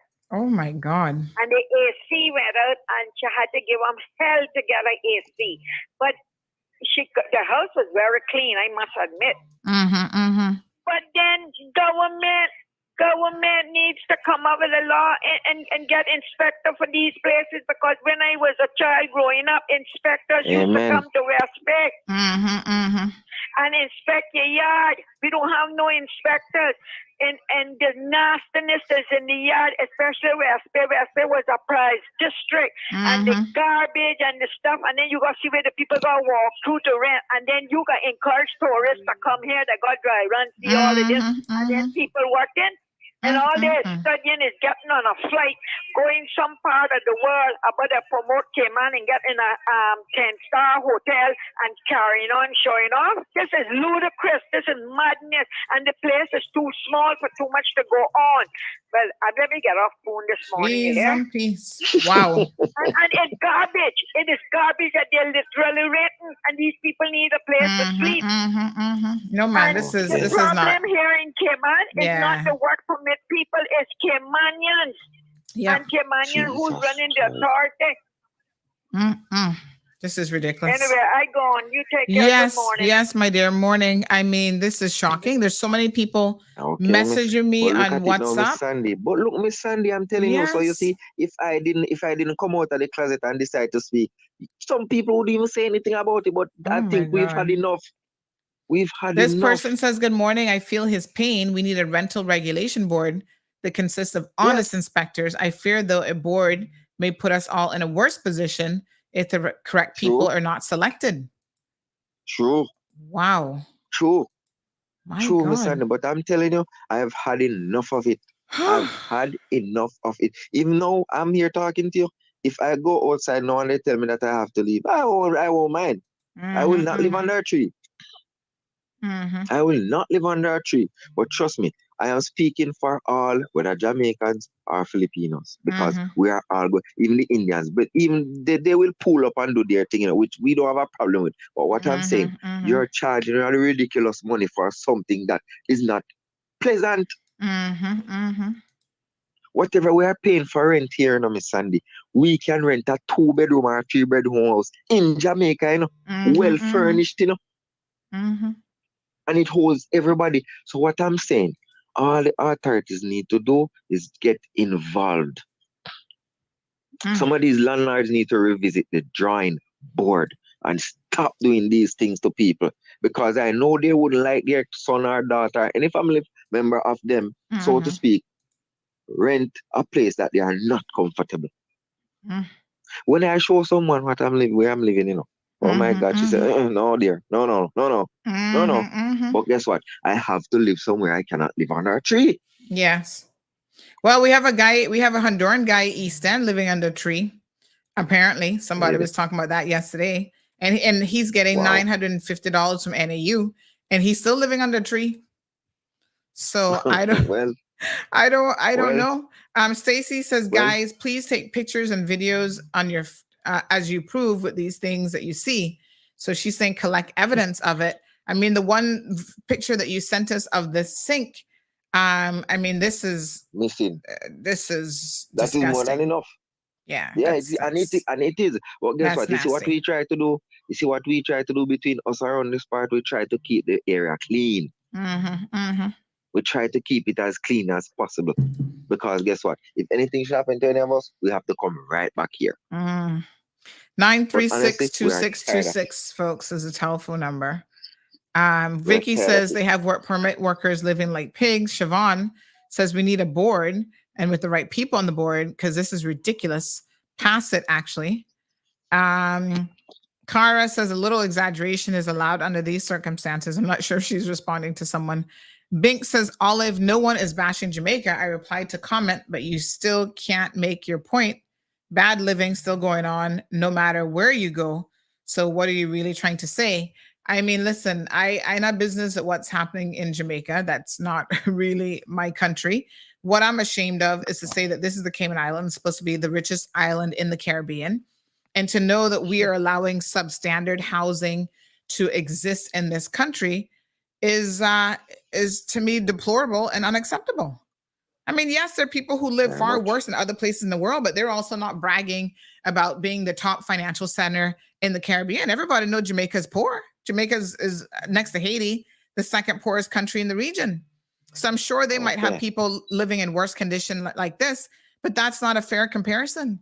You can't compare Cayman to Jamaica in that regard. But if we continue, this is the problem. If we continue down this route, in 10 years, we're going to be just like Jamaica. And then what? Not even that is what we are paying for. That is the biggest problem. So let me encourage you. I see some people calling in. Let me encourage you to call the show number 936-2626 is that number. This caller is calling on WhatsApp, so I can't pick up more than one WhatsApp call on the same phone. So you can call the other number. Yes, and that's the other thing too. As this caller says, it's also a question of, people might be living worse than this in Jamaica, but they're not paying $700, $800, $1,000 to live in the slums. Amen. And that's CI dollars.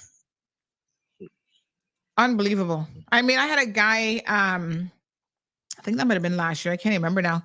He was literally living with roaches. I mean, it was so disgusting.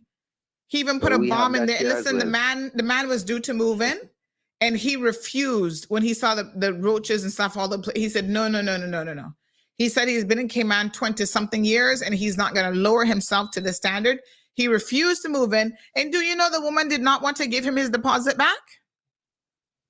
This is the other thing that people have to put up with. Not only are there slumlords, but a bunch of them are thieves too. But guess what? I call and send her one message and I say, if you know what good for you, you gonna find that man money. Straight up. And I bet you in a couple of days she had his money back. But it's deplorable that people have to live and go through these sorts of things here. As I said, I'm tired of it. This story of Slumlords says this person is over 30 years old. Government doesn't care and never have. They don't want to get involved, so they take it and it gets stronger mentally and move on. I mean, here's my thing. I don't believe in government overly getting involved in your business. I've said before, the less government interference, in my opinion, the better. But there are certain things that unfortunately government has got to regulate. And this is one of them. There has to be some standards. And here's the thing. If you want to set up a rental property for tourists or Airbnb, you have to get certified. You have to pay. It's a small fee, right? But they do inspections. They certify you because they want to ensure that it's up to standard for our visitors. So if it has to be up to a particular standard for the visitors coming to Cayman for a couple days to give them this impression that we're doing such a great job here, why on earth can we not have it up to standard for people who have to actually live and work in this country? I mean, I don't really see the difference, to be honest. Nikki says she's going to nominate Shondell Barton to sit on that board. He would never approve anybody. He has some standards, she says, to fix these greedy landlords. Listen, the greed is one thing, right?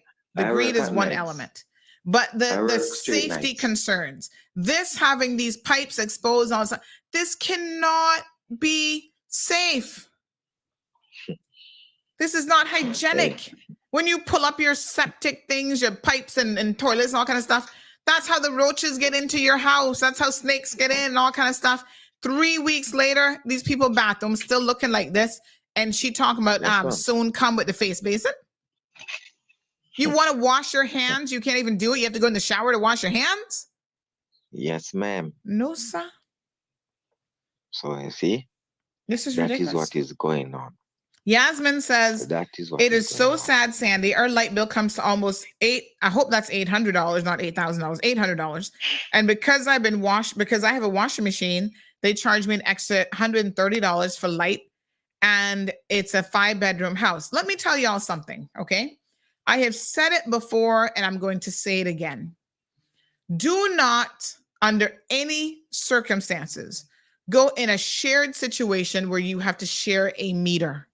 Now, everybody's taking their homes and I mean, okay, they're saying times are tight. They got a mortgage to pay. So they got a 4 and 5 bedroom house. They're going to rent out the individual rooms to people. Remember, folks, that I mentioned this when CUC was here. We were talking about this system that allows you to actually be able to see the appliances, like you install it on the meter box, and then you can plug in individual, everything from your AC units, your refrigerators, whatever, and it'll monitor the individual use for your homes. I'm going to suggest that this is a workable solution for those of you who go into an environment. It's not very expensive, but you see, they don't want to go and put in a meter because then they have to divide things up, get planning approval, blah, blah, blah. Okay, I understand the hassles of that, but you know what you tell them? If you want to rent me this room in your house, get this Emporia system, plug in the things in my room so I can sit down every single month and figure out what my individual kilowatt usage is. And you can't be lying to me that, oh, because I have a refrigerator, I'm paying more than you. Because I'm doing this, I'm paying more. No, the app is there. You ask for the print off and you're able to see it for yourself in terms of your own usage. It's unfortunate, but people are taking advantage of poor people and it is just deplorable. Well, even Miss Sandy, I went to Jamaica for 2 weeks, right? When I came back, the light bill came. Mm-hmm. And they're telling me that even though I was not here, my fridge was still plugged in and all of that. So I say, my fridge was plugged in and all of that. My AC wasn't on, the light was off. So what are you telling me? I still have to pay. Well, you might have to pay something, but you shouldn't have to pay the full amount. Yeah. Well, that is what I had to do. I had to pay the full amount, even with the people that goes to the laundromat. They still have to pay the full amount of the water bill, and they don't wash here. It is very sad. It is very, very sad. No, It sir. is very sad. She keeps collecting deposit from people that comes here, and whenever they are leaving, they try to split the bill amongst the tenants that are here and say that, oh, they go away, leave the bill. So why you collect the $200 for?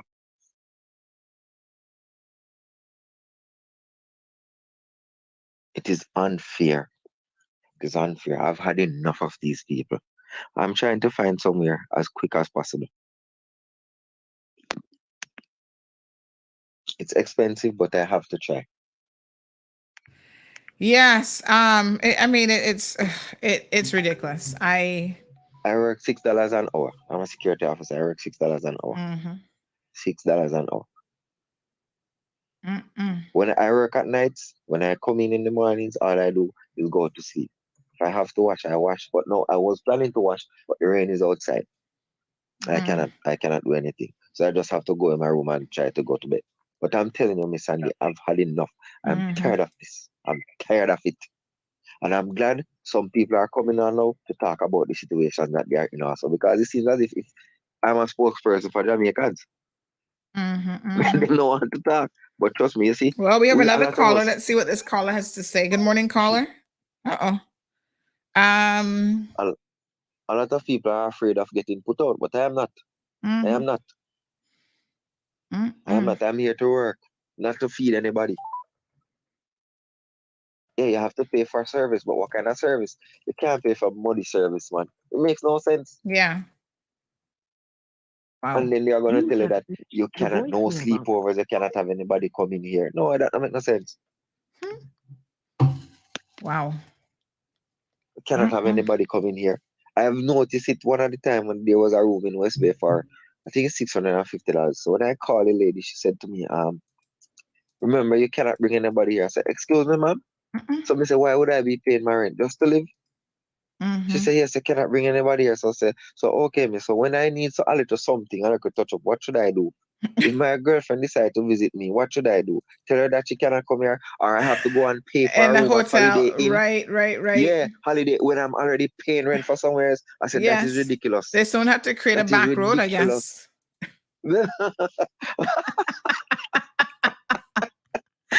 Lord have mercy. No, honestly, it is so ridiculous. I don't know where these people get their level of thinking from.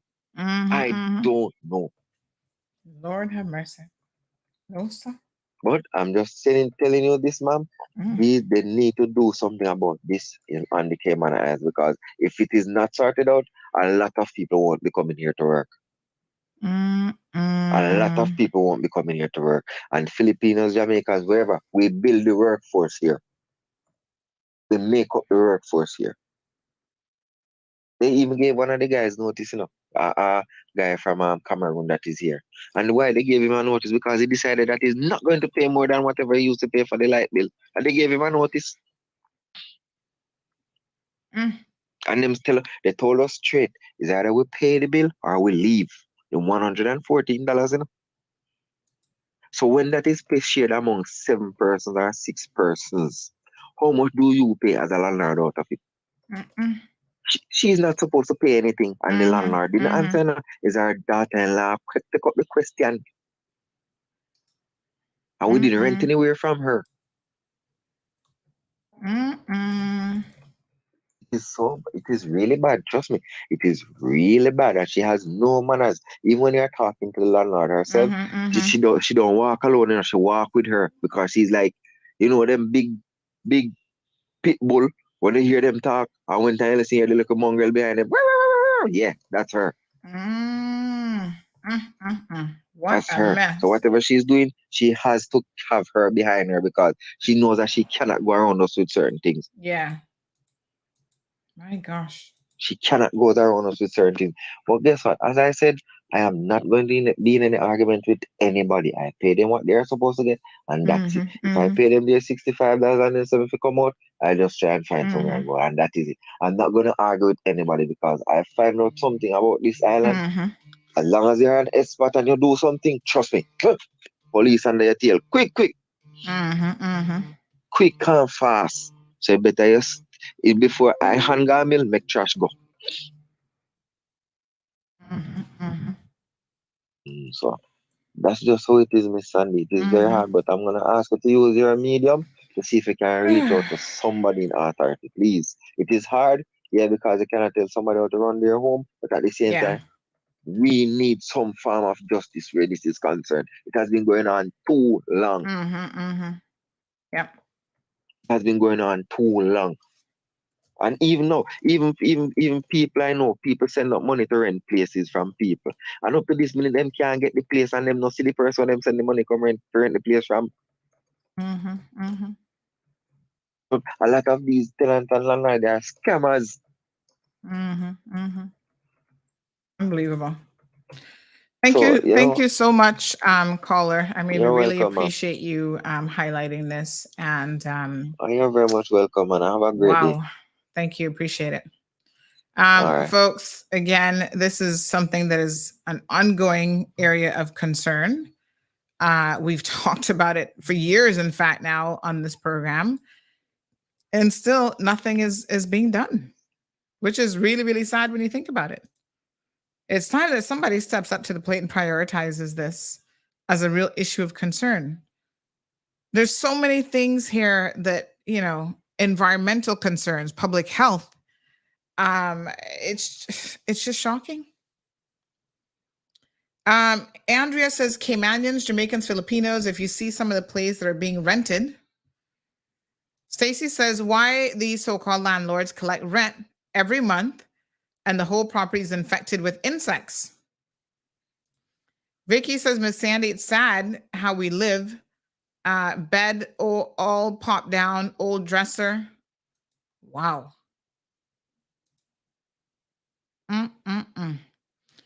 Andrea shares that a friend of hers went to rent a house that had no windows, no AC, and this lady wanted $800 for the place, like a little box with no windows and no AC. It's time. It is definitely time for the government to put something in place as a matter of urgency, really. Jeez, some peace. Marshall wants to know if the face basin is coming from China. That's why it's been 3 weeks and has been replaced. Unbelievable. Sandy says, there are people using their property to rob others of their hard-earned money just because affordable apartments are so hard to find. My God. Leroy says, everywhere I rented, I had my own meters, CUC, and water. And that's the thing, because unless you get like this Emporia system that we've been talking about, and you put all of the appliances, and of course the landlord would still have to agree to that because it has to go in the main meter box first, and then you put all of your appliances on it, that would be the only other way to accurately determine what your kilowatt usage is.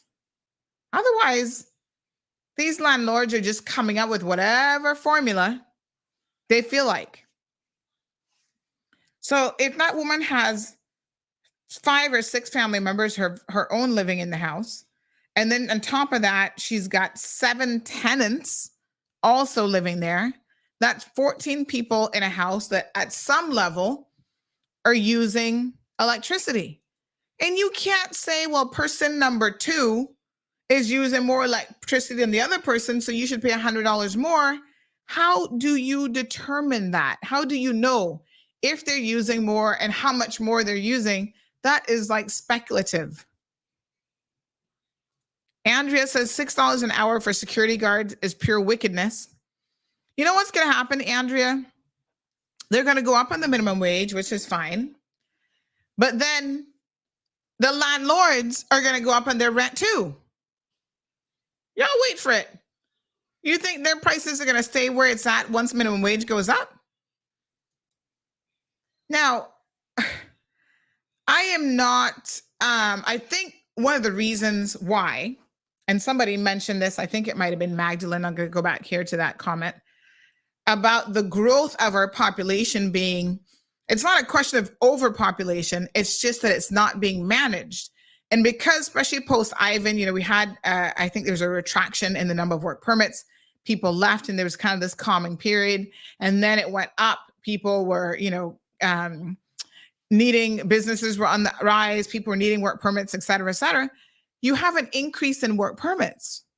And that now is causing there to be a shortage of some sort in the housing market. And because it is difficult to find places to rent, especially on the lower side between, I would say, $700, maybe even up to $1,200, or even a room for $500, $600, it's impossible to find those prices. Not impossible, but it's difficult. And as a result of that, it's highway robbery, and people are taking advantage to the hilts. I mean, it's ridiculous. Bink says that the real problem is planning hasn't passed most of these places, and it's going to keep happening until you yourself call planning.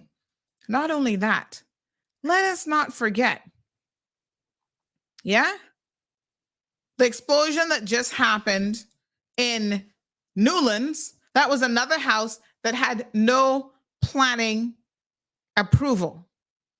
People could have been killed, and those homeowners should be sitting their rear end in jail had somebody been killed. This is why you go through the correct procedures. This is why you go through planning. You don't jerry-rig your own connections when it comes to your gas and so on. And for the record, although you saw the home gas tanks there, one of those tanks, the big one, home gas did not even supply them. They don't know where the hell they got it from.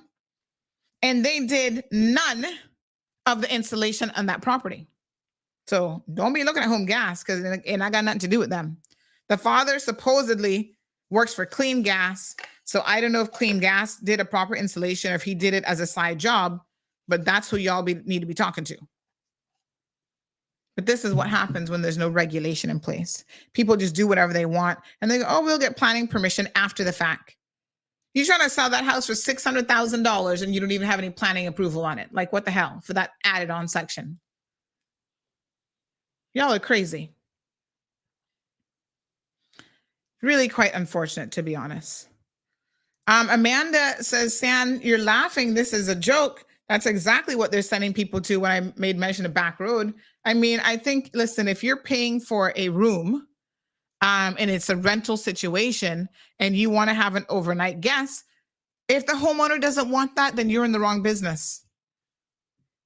You can't have people renting, like as a landlord, multiple people renting your house, and then tell them that they can't have their girlfriend or boyfriend come over. Come on now. This is ridiculous. Y'all need to get your, you know what, together. I'm just really at a loss to understand how and why we are allowing these things to happen. Garrett says, paying the rent fee of a luxury mansion, but you get a dog house.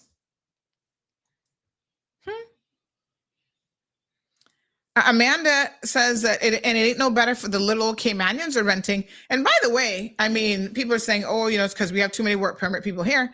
Caymanians are renting in these same conditions too. I've seen them send me photos. Unfortunately, the majority of them are NAU clients, which I'm flabbergasted and shocked at, because NAU should have an element of their whole machinery where at least they go around and do inspections, because that is government money. That's the people's money that's paying for these hole in the walls, matchboxes that people have to stay in. So even if we can't put a rental board in place, NAU should have the right to say, if you want to be an NAU landlord, because you have to sign up for that and get registered, we reserve the right to do random inspections. And you would be shocked and surprised, NAU, at where you have people living and who are the slumlords. And they're all over the place. There's one that's very famous down in Belford Estates. You know who he is. Lots of complaints about him all the time. And yet, paying his mortgage and making a profit off of the Cayman Islands government and off of the backside of NAU. and nobody can go there and say, we're going to do an inspection. We're going to talk to the, I mean, come now. This is ridiculous.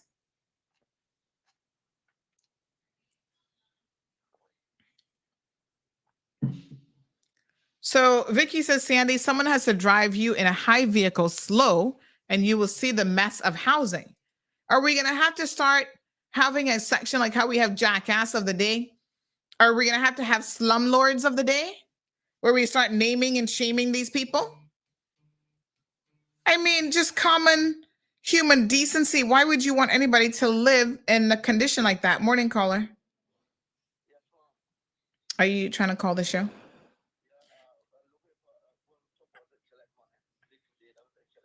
You're looking for somebody to collect money. Let me call you after the show. After the show, sir. Okay. Lord have mercy. What a mess. Ay. Some days I don't even know where we're gonna begin, folks.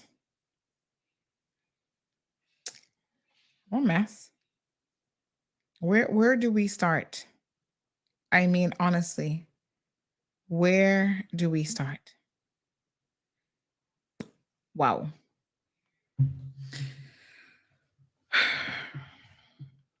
Denver says government should be calling an emergency meeting in the House on this rental situation immediately. I mean, listen, I know it takes a minute, but come on now.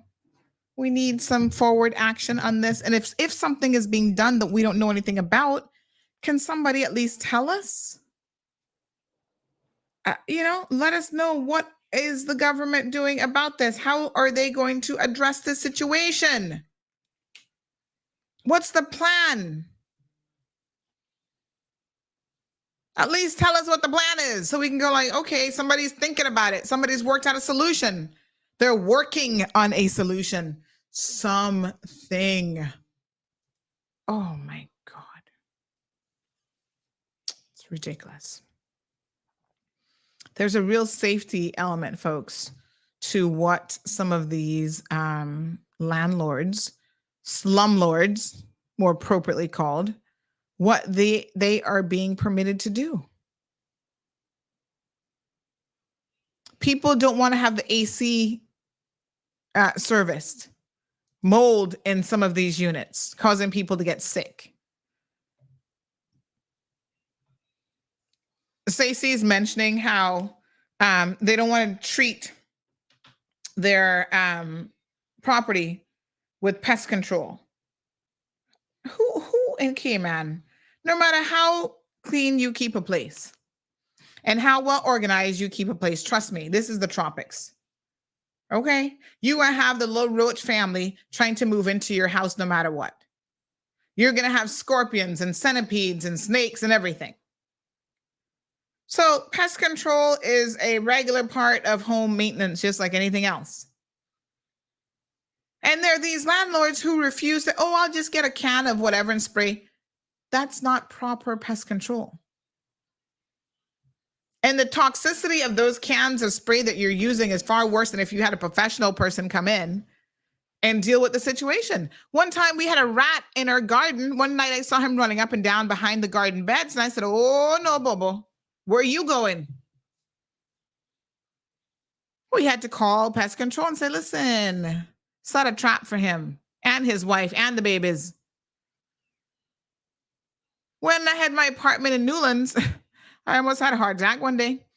I went to take the garbage out and I saw this big underneath the garbage. Now, the garbage bin was concrete, but we noticed that the bottom of the bins, which are plastic, they kept getting eaten out. So when we called, actually DEH came out and looked at it and they said, that's because you have rats living. They borrowed, because that's what rats do. They burrow into the ground, they live.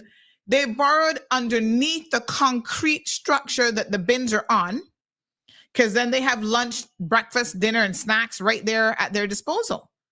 So then they come out at night mostly, and they start eating the garbage. They figured out that they can bite through the garbage bins on the bottom. They chew through that, eat out your garbage, and go back underneath the concrete. So they said, we will set traps.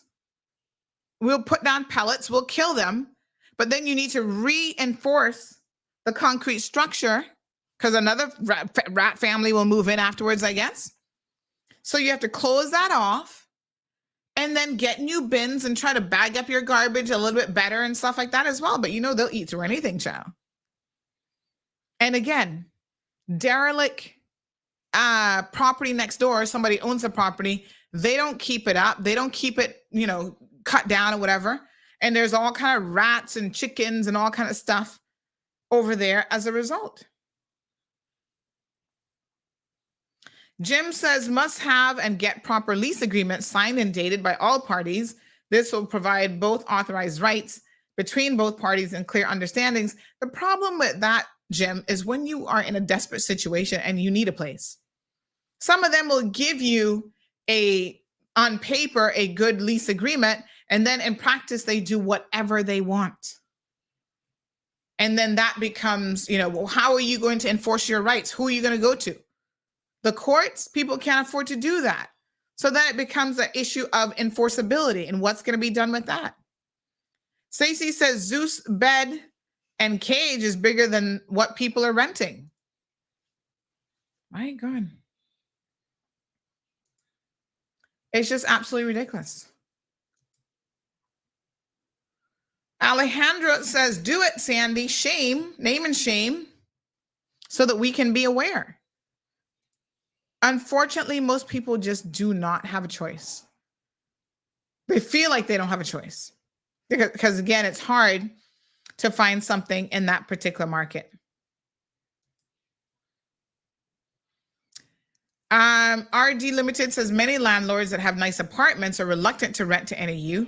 Some of their clients are the worst to have as tenants. They destroy the place, leaving it in total disrepair. And I totally, RD, understand and get that. I'm not saying that you have to rent to NAU. That is your choice. NAU is going to soon have to find a longer term solution that comes out of the government, right? That they're going to have to figure out and sort out on their own. Because I'm afraid to say the vast majority of people will never rent to NAU. They have no intentions of doing so.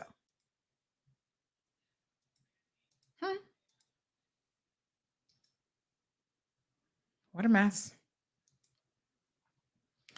They better figure it out and figure it out real fast. That's a slightly more complicated and different issue, but you know, it is related to housing. I don't know. I do not know what they're going to do.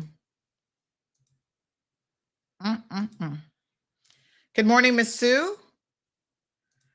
Jim says if there are laws for Airbnbs, then there needs to be some basic rules and laws for everybody else for long-term rentals. Well, there is a tenancy law that was supposed to be amended about 15, 20 years ago. And no one ever got around to making it a priority. Well, the last administration had 12 years and they never did it.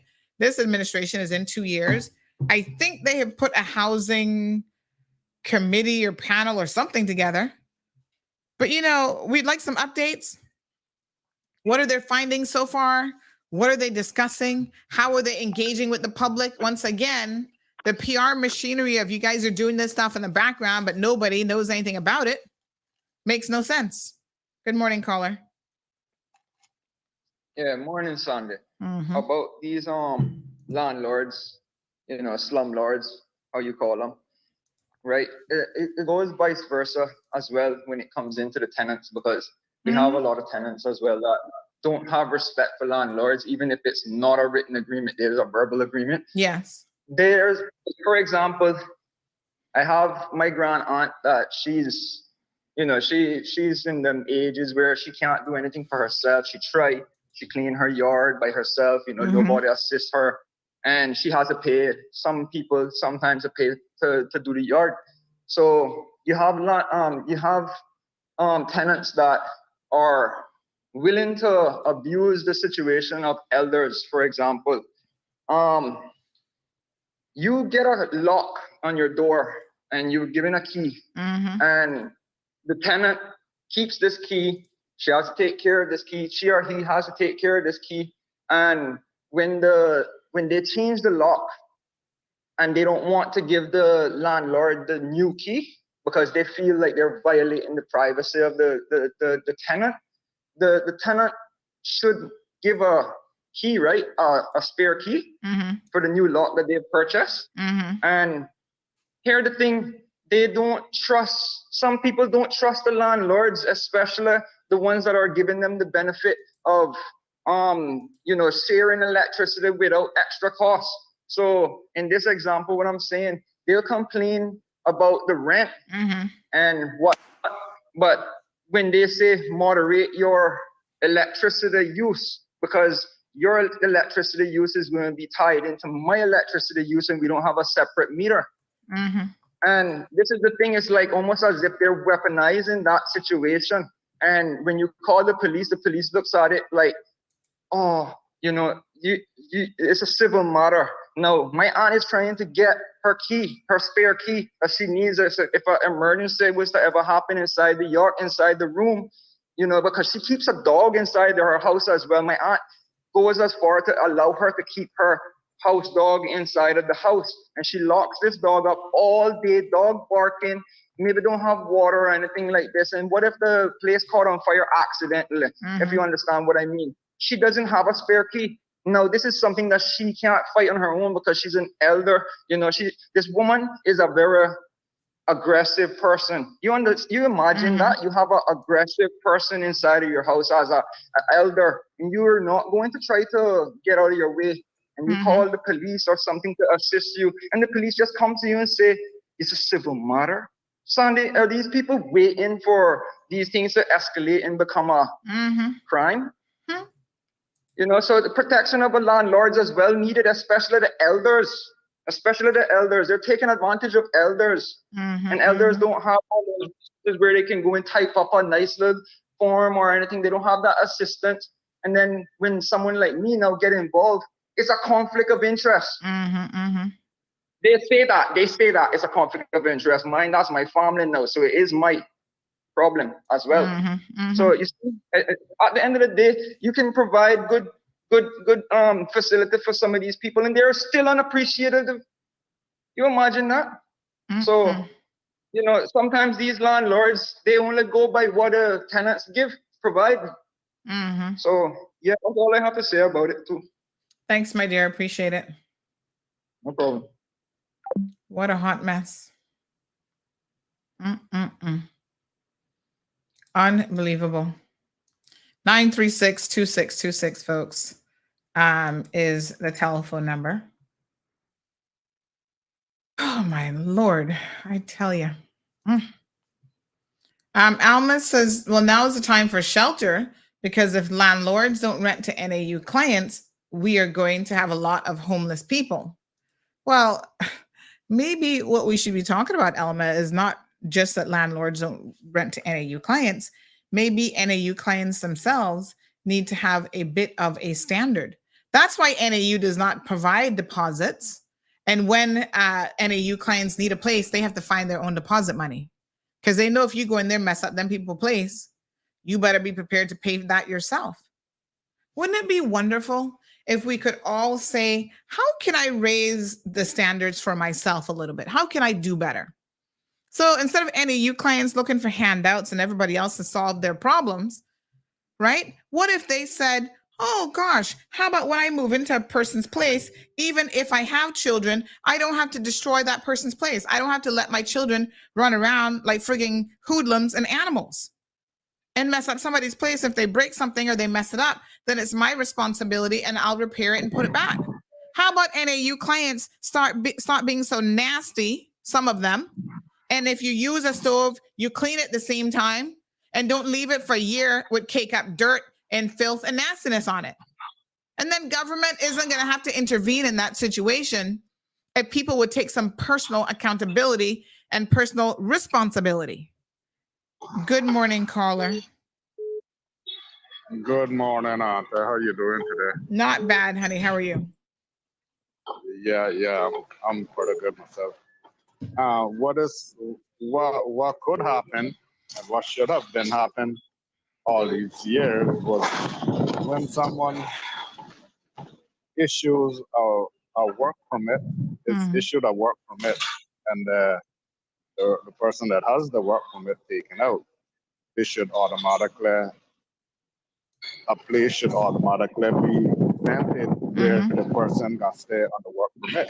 And government should intervene with that. They say, well, okay, you bring us the paperwork where this person can stay, this person address, and we can check and see the conditions of this place to rent. If it's a place that is passed by planning, it goes to rent. If it isn't passed by rent, well, the permit doesn't issue.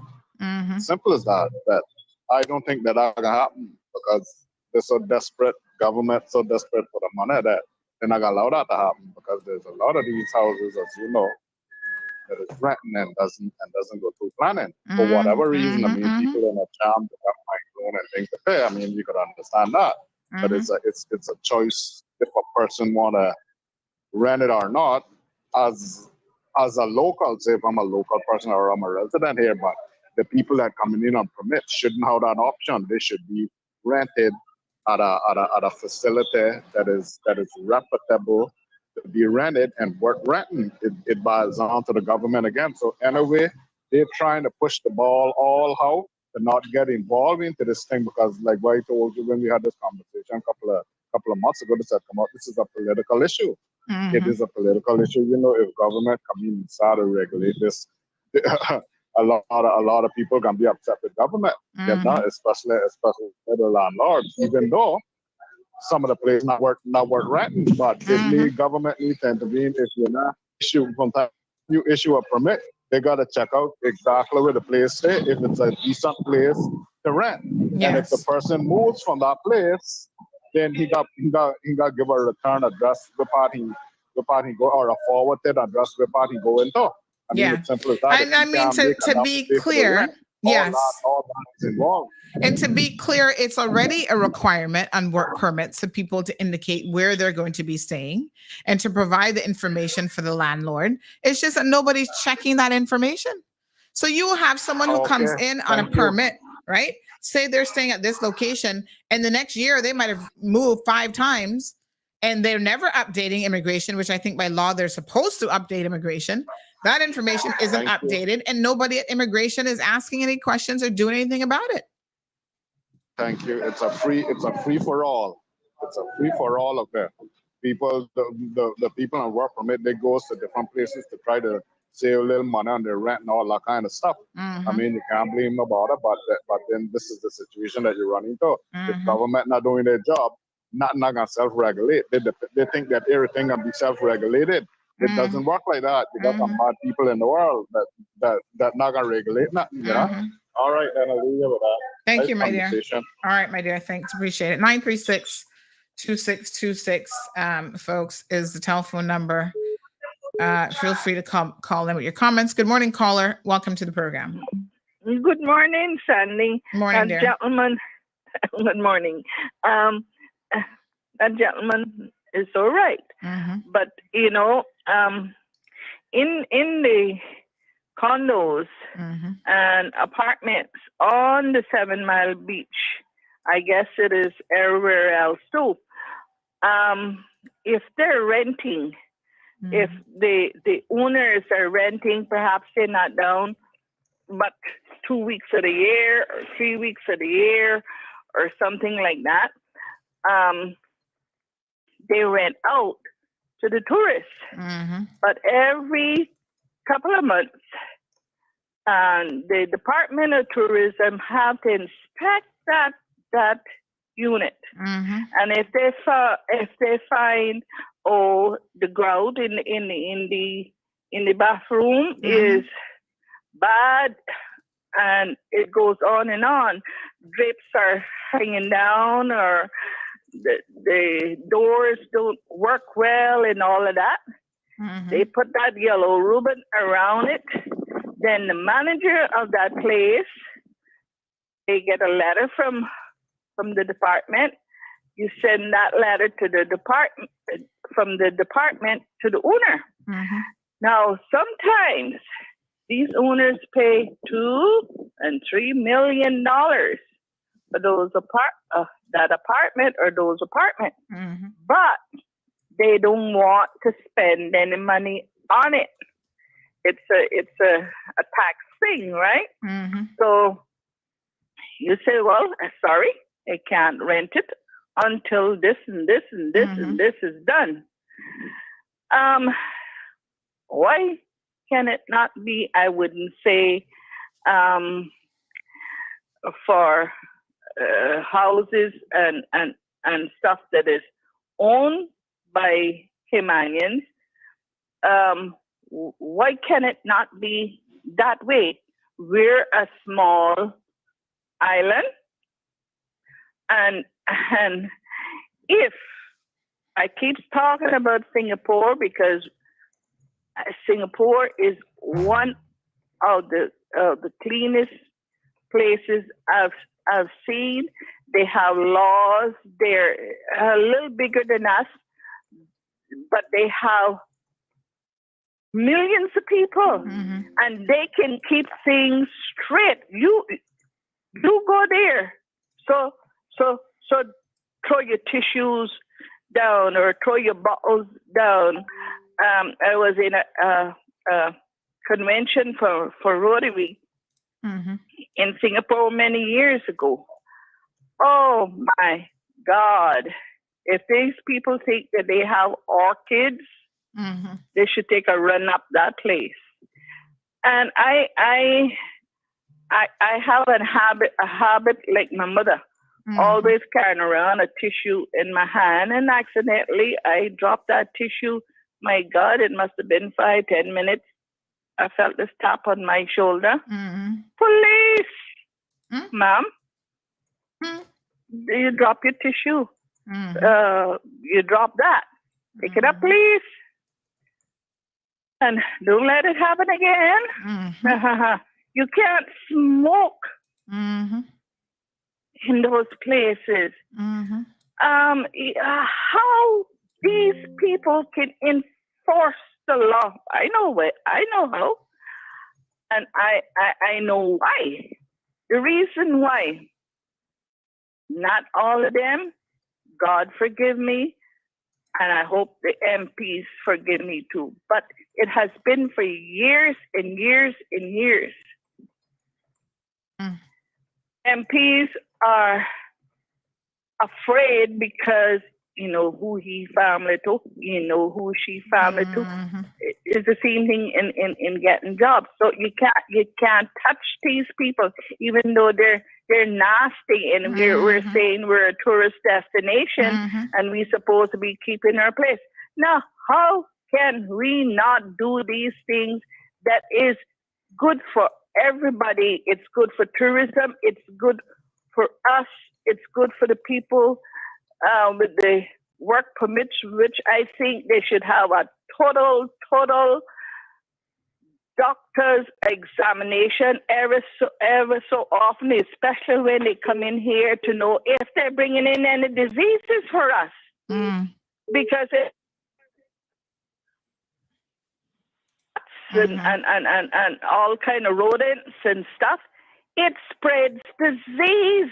The doctors cannot even find me. Oh my goodness, we could go on and on and on about this, Sandy, but I know it may be somebody else that want to call in.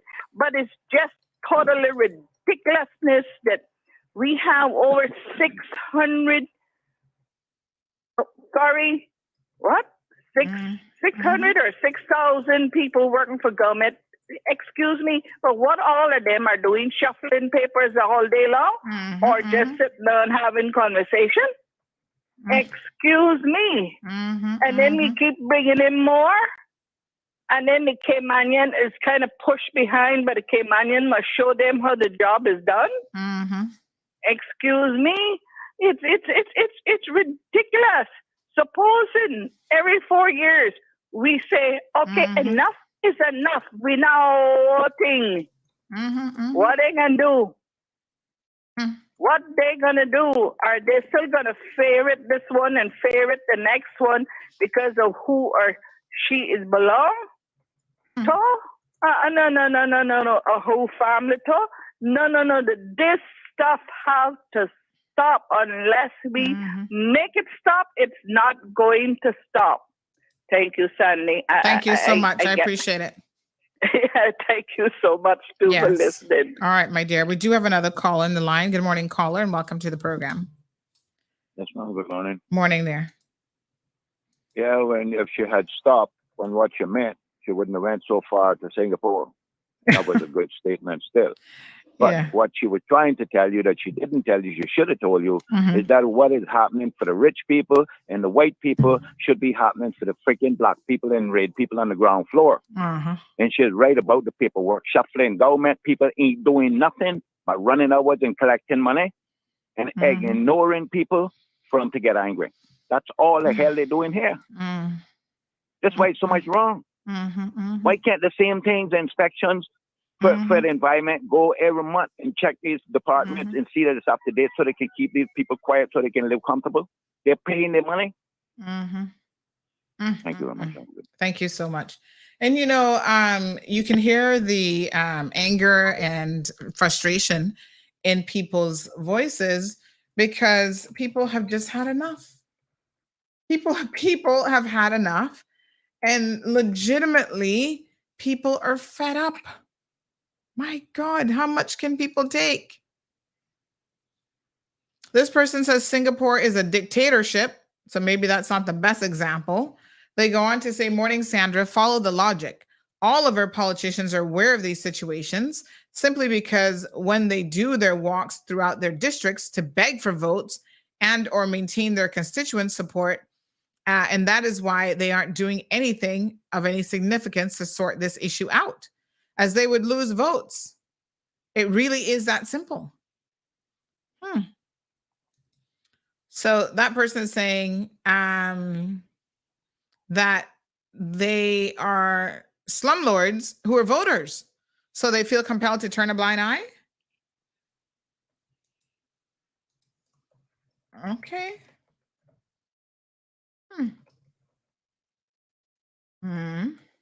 Interesting. I can certainly see the logic there. 9362626. Irvlin says, Stacy says, I told my landlord to change my bed. When I get the bed, the mattress was hard as a back spring. Shaking my head. Irvlin says, however you find someone's property, leave it in the same order or better. Don't be vindictive. Zalfa says, every time the work permits are to be renewed, the landlord has to sign the accommodation forms. My question is, who's checking that information? Well, clearly, as I said earlier, Ms. Zalfa, no one is doing so. Johan is in the house. Morning, Johan. Says it's too easy in the Cayman Islands to get work permits, PR, and Caymanian status. The rules and standards need to be amended and strictly enforced. Cayman does not have a national development plan, national infrastructure plan, national manpower plan, or anything that helps guide how this country is developing. Yet, voters keep electing the same people that have done nothing except help their own interests and business partners. Very, very sad indeed. The worst part really for me is when those landlords, these slumlords that we're talking about, happen to be Caymanians.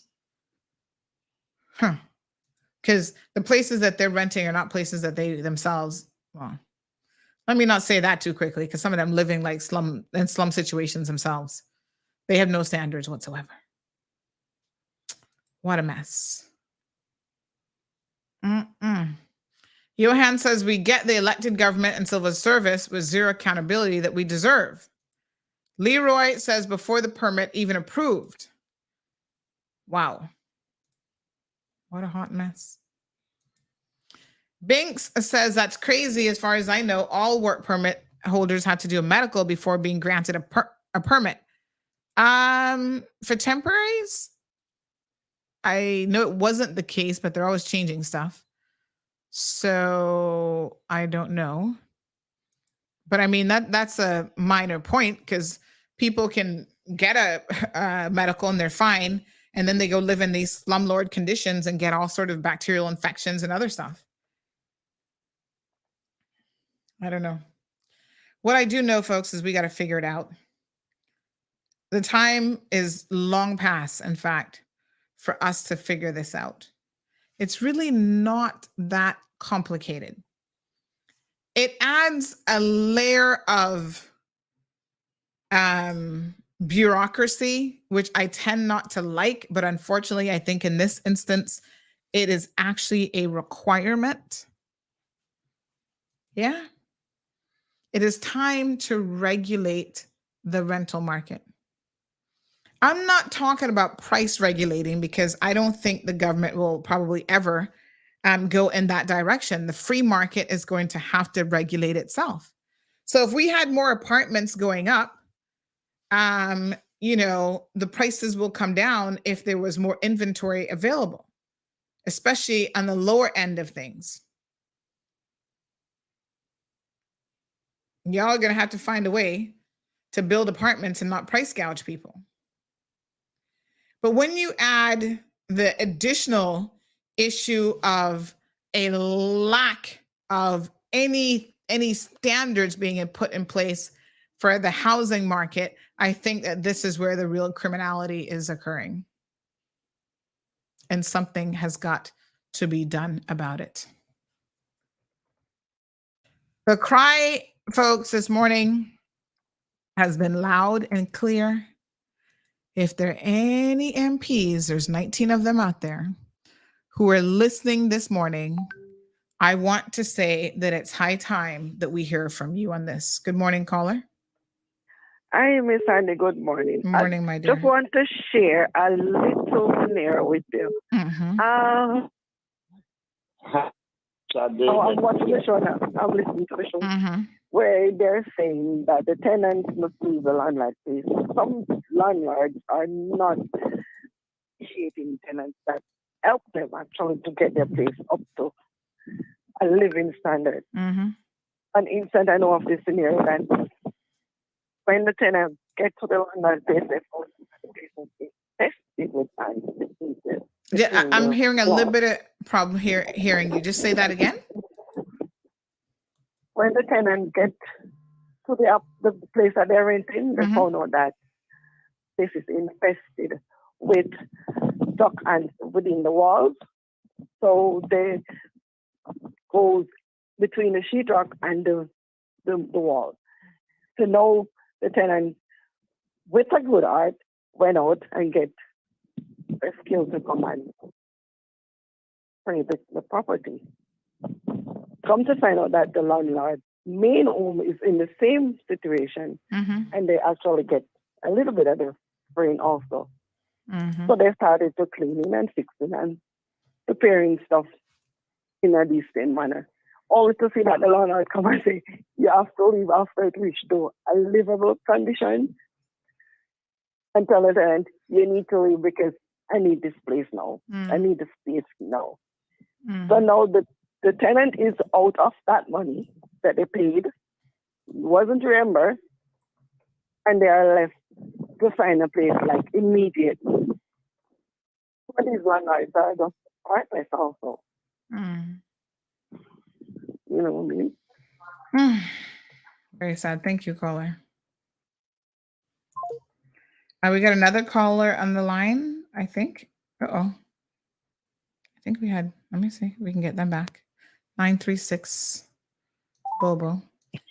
You're reached 9. Okay. All right.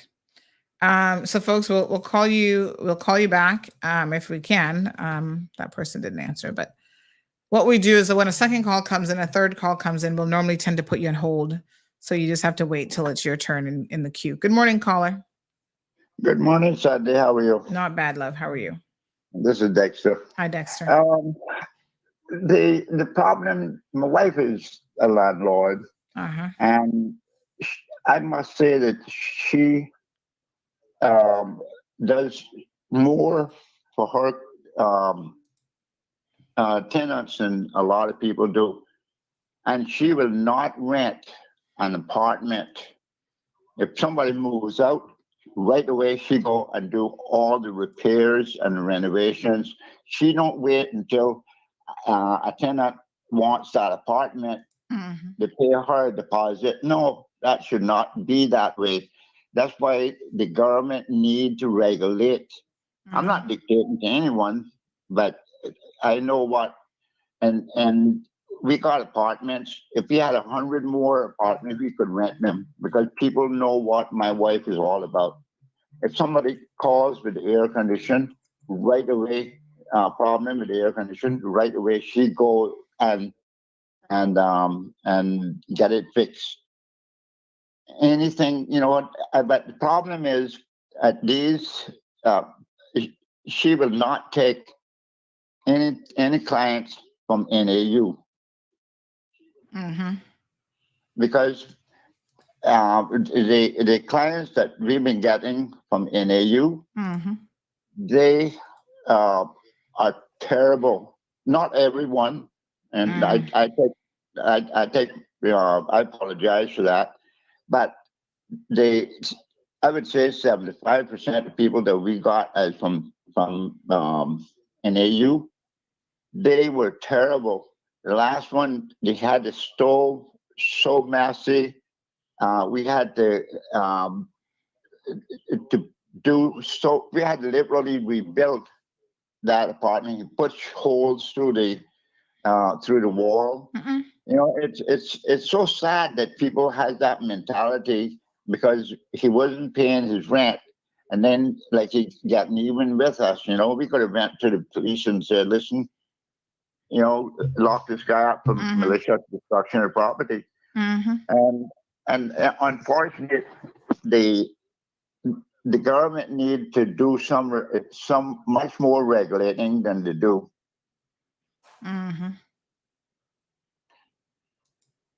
Wow. Thank you, caller. Oh, okay, Sandra. I appreciate it. Okay, darling. Okay, bye.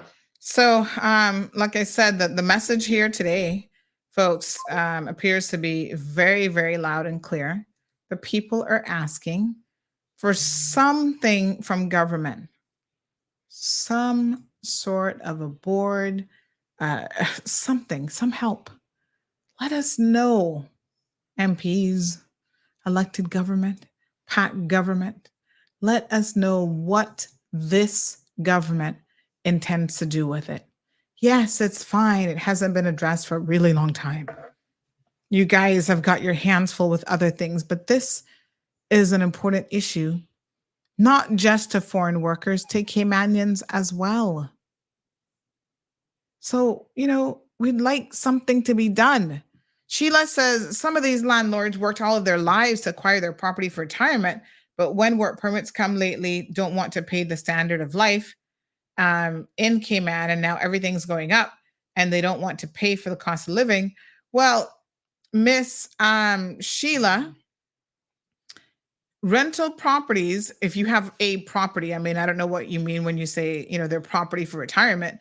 It should be your primary house. And if you haven't quite figured out how your primary house is going to help you in retirement, that can't be your retirement plan unless you have more than one property. I can tell you that much. And having it be your house where you're living with 50 other people is hardly a retirement, a bona fide retirement option, right? But if you're going to do that, yes, there is the element of cost of living, but somebody else isn't going to be paying your rent, which can include maintaining your standard of living, right? At whatever standard.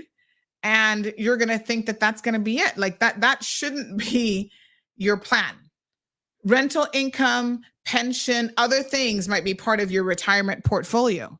But if you think, and I think this is where the thinking is perhaps a bit limited, that you can just build a house and then you're going to have a house and you can quarter off a section of that and rent to people for whatever you think justifies the cost of living, so you can make $5,000, $6,000, $7,000 a month. I'm not sure that that's realistic and that's fair to people either. Unless you have a lot of properties, then that might make sense. But what we have happening, Ms. Sheila, is there's a lot of price gouging that's happening in the rental market. There are people renting substandard units for a ridiculous price, like literally a box in a room. Somebody said no AC, no this, no that. How can that be mankind? How can that be human rights? to allow those types of conditions just because landlords are saying that, oh, they have to maintain a high, the high standard of living here in the Cayman Islands. That can't be the plan. If you have a whole apartment block now and you're renting that whole apartment block, you have to know what's a fair amount for your square footage and make people pay their own light and water, whatever they use, they pay. But this concept of, oh, you can acquire a house, this is why Windsor Park is the way that it is. You can acquire a house and turn it into a tenement yard and have 15, 20 people living in your tenement yard. And one house. There was a young man who was renting from someone down in Windsor Park. And let me tell you all something. He got sick and somebody had to go there. His employers had to go and assist and other people. Those people sent me a photo of the bed. That man has been there paying his rent for his little room, no problems to nobody. And in 15 years, the landlord has never, ever sought fit to change a mattress. And that thing looked like a dead person had been laying on it. The filth, the dirt, I can't even imagine the microbes that are living on that with that poor man.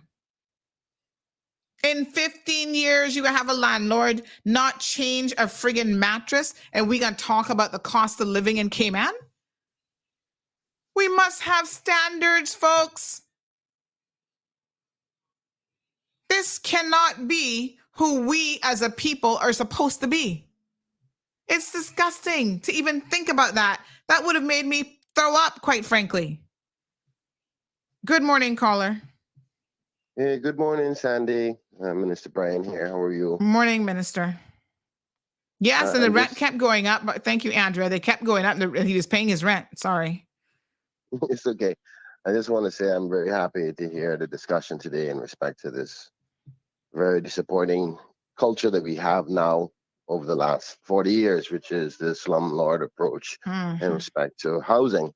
And I hear your call for what is the government doing in respect to it. It is a topic that is at the top of our list. Funny enough, we had a retreat this weekend, and as we were assessing the numbers of issues and the top 10 issues for the country, housing came third on that in respect to issues of priority. And housing on many different levels, from the quality of housing, availability of housing, to the costing of housing. And interestingly, the show talked about it today because we have a task force, a housing task force, which you were referring to on the radio earlier, that has a meeting presentation about some of the things we're going to be looking into at 1 o'clock today. As you know, the premier is on that task force. I'm on it. The housing minister, the minister for social welfare, Andre Ebanks, is on it. Who's the housing minister, by the way? Who's that? Technically, Jay. Okay. So from social housing, but if it's from affordable housing, but from social housing, it would be the minister for NEU. Right. So it's a combination approach. I'm on the housing task force from a perspective of the Cayman product. From a tourism perspective, we do some regulatory responsibilities for tourism accommodation. So we have a little bit of experience in respect to regulatory matters. So we will give advice to the other ministers and the solutions that we got to come up with to address this problem. But I just want to make the public know that we are aware. I think we all have been aware for a while, and it's coming to that point now where it's just unacceptable, and we're trying to find the best ways to solve it. One of the big easier ones to solve it is more of available housing. We'll bring down the cost, but the cost of doing business now with high inflation is a hurdle in the way, one that we're trying to resolve. Regulations and regulating the rental market is definitely one we're going to have to accept and create regulation and potentially enforcement officers and assessment officers as to it. Because the truth is, when you're renting a property, you're actually doing a business. It's a commercial transaction. Somebody could not have an apartment building without from overseas come in and just start renting, because they're actually technically running a business. And we haven't done that process by trying to regulate, our common people who have 2 or 3 rooms and say, well, where's your business license? Where's your standard? That's not something we've done. But if the market continues to go down this road, it's going to be something that we have to do eventually. And through the licensing processes where you get to regulate the standard. So all of these options are things that we're talking about. There has been some research done, and that presentation is going to be done today. So I'm certain that the Premier and maybe other members of the government can be able to give a better idea of what we're going to be doing moving forward in respect to this area. But I want the public to know it is a concern for us. We hear you loud and clear, and we're trying to find the best solution that is not going to have a negative ripple effect. So we just try to do as much information gathering before we implement a solution. So just to give you that.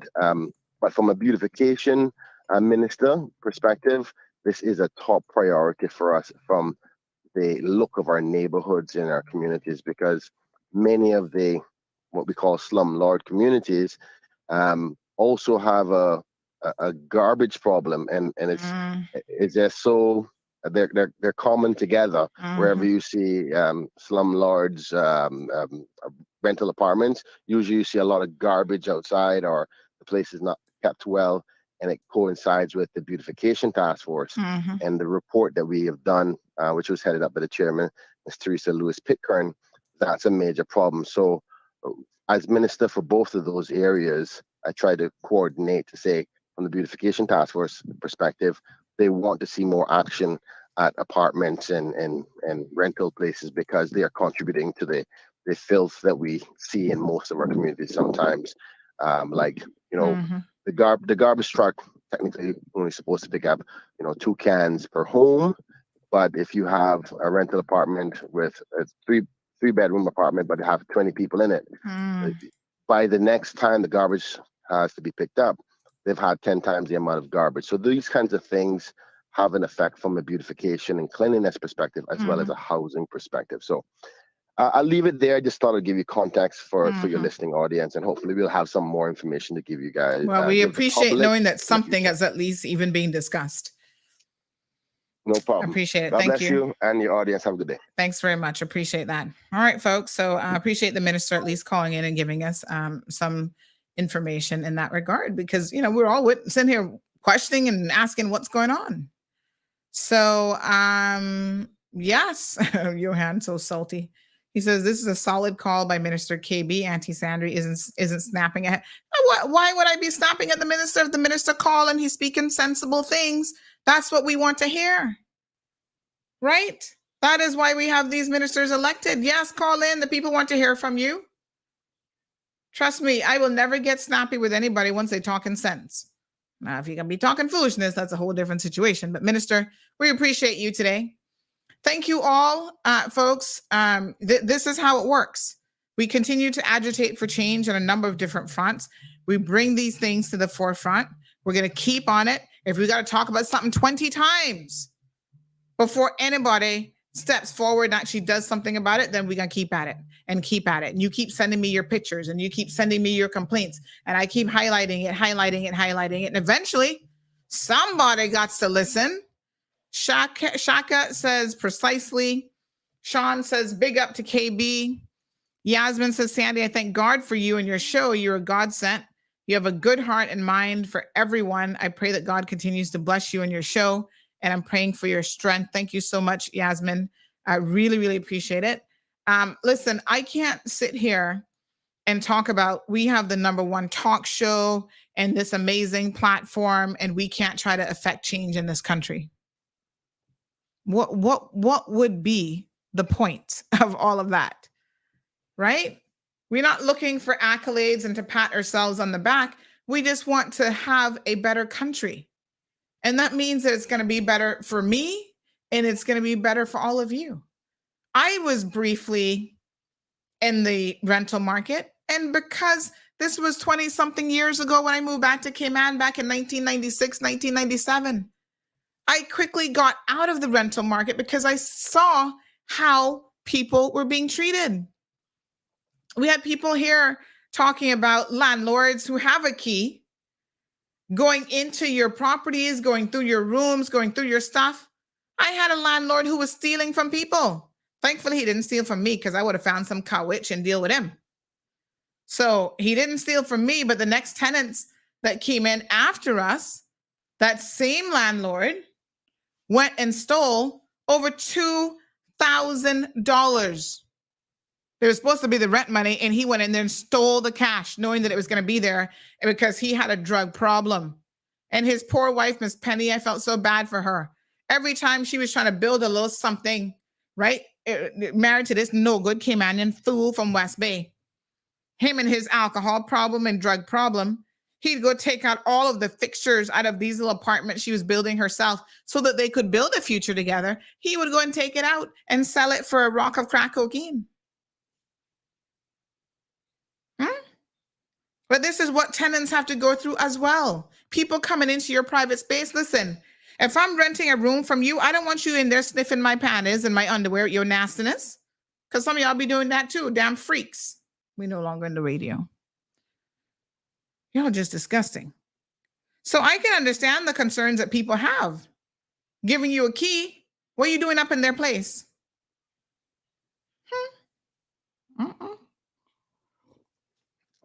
I have so many ideas. Put those locks on your door that will tell you when somebody opens your door. You can get them for any door. Yes, your landlord has a right of entry and they can have a code. As a matter of fact, landlords, you should be putting it on there yourself. Because when you need to evict somebody out, you can change the code right from your phone and tell them pack their bags and get the hell out. This is the beauty of modern technology. Y'all need to learn now that these things exist and this is how you can utilize them. Okay? Change the code. But at the same time, it keeps a record of who is going and coming with whatever code. So if the landlord has a code and they're not supposed to be in your house, and all of a sudden you find that they're in your house, what were you doing in my room? What were you doing in my apartment? Landlords have to respect people's space. And if you need to go in there for some reason, you should give them notice and notify them. You see, standards, that's all we're saying. Common decency and a little bit of standards is all it takes. And boy, I tell you what, that can go a long way. Right?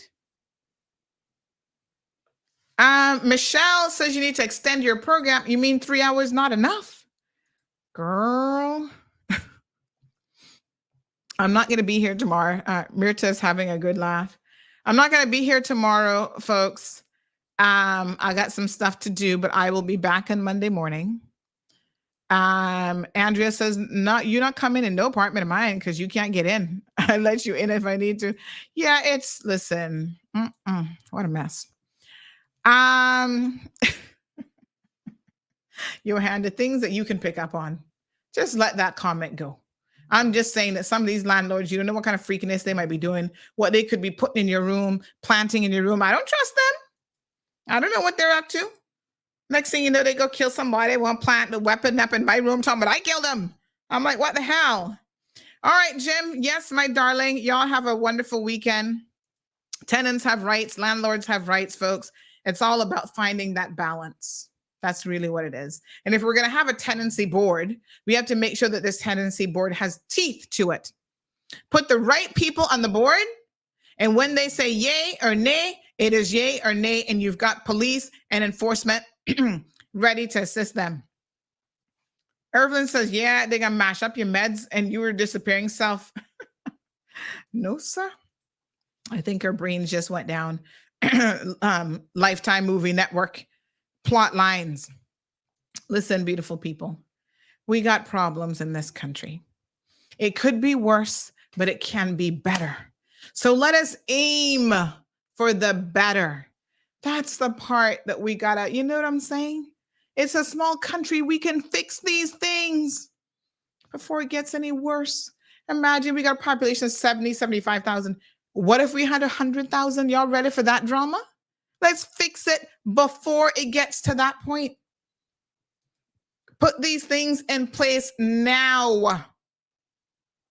All right. Y'all have a beautiful and safe weekend. Please, I'm begging you. I say it every weekend. Y'all still stupid out there drinking and driving. Stop the drinking and driving. Okay? Now, on Monday, I'm going to talk about the real impact of some of y'all out there drinking and driving, taking people's lives, because I don't think you appreciate the loss that the family feels when you kill their loved one because of things like drinking and driving. We've got 2 prime examples recently. The government has got to change the legislation. It's too easy to kill someone in a vehicular manslaughter homicide situation, and you get the equivalent of a couple months in jail. It's ridiculous, and it needs to be addressed, and it needs to be stopped. Okay? Until Monday, my beautiful people, please be safe. Love one another. Be nice to one another. But at the same time, don't let nobody run you over, Nina. You have rights. All right. Be safe. Thank you for tuning in to another episode of The Cold Hard Truth on Bobo 89.1 FM. Cayman's #1 talk show is live weekdays from 7:30 a.m. Never miss an episode again. Watch anytime on CMR's Facebook and YouTube channels for the latest show episodes. Don't forget to follow us online on our social media channels. And visit CaymanMarlRoad.com for all the latest news and community happenings.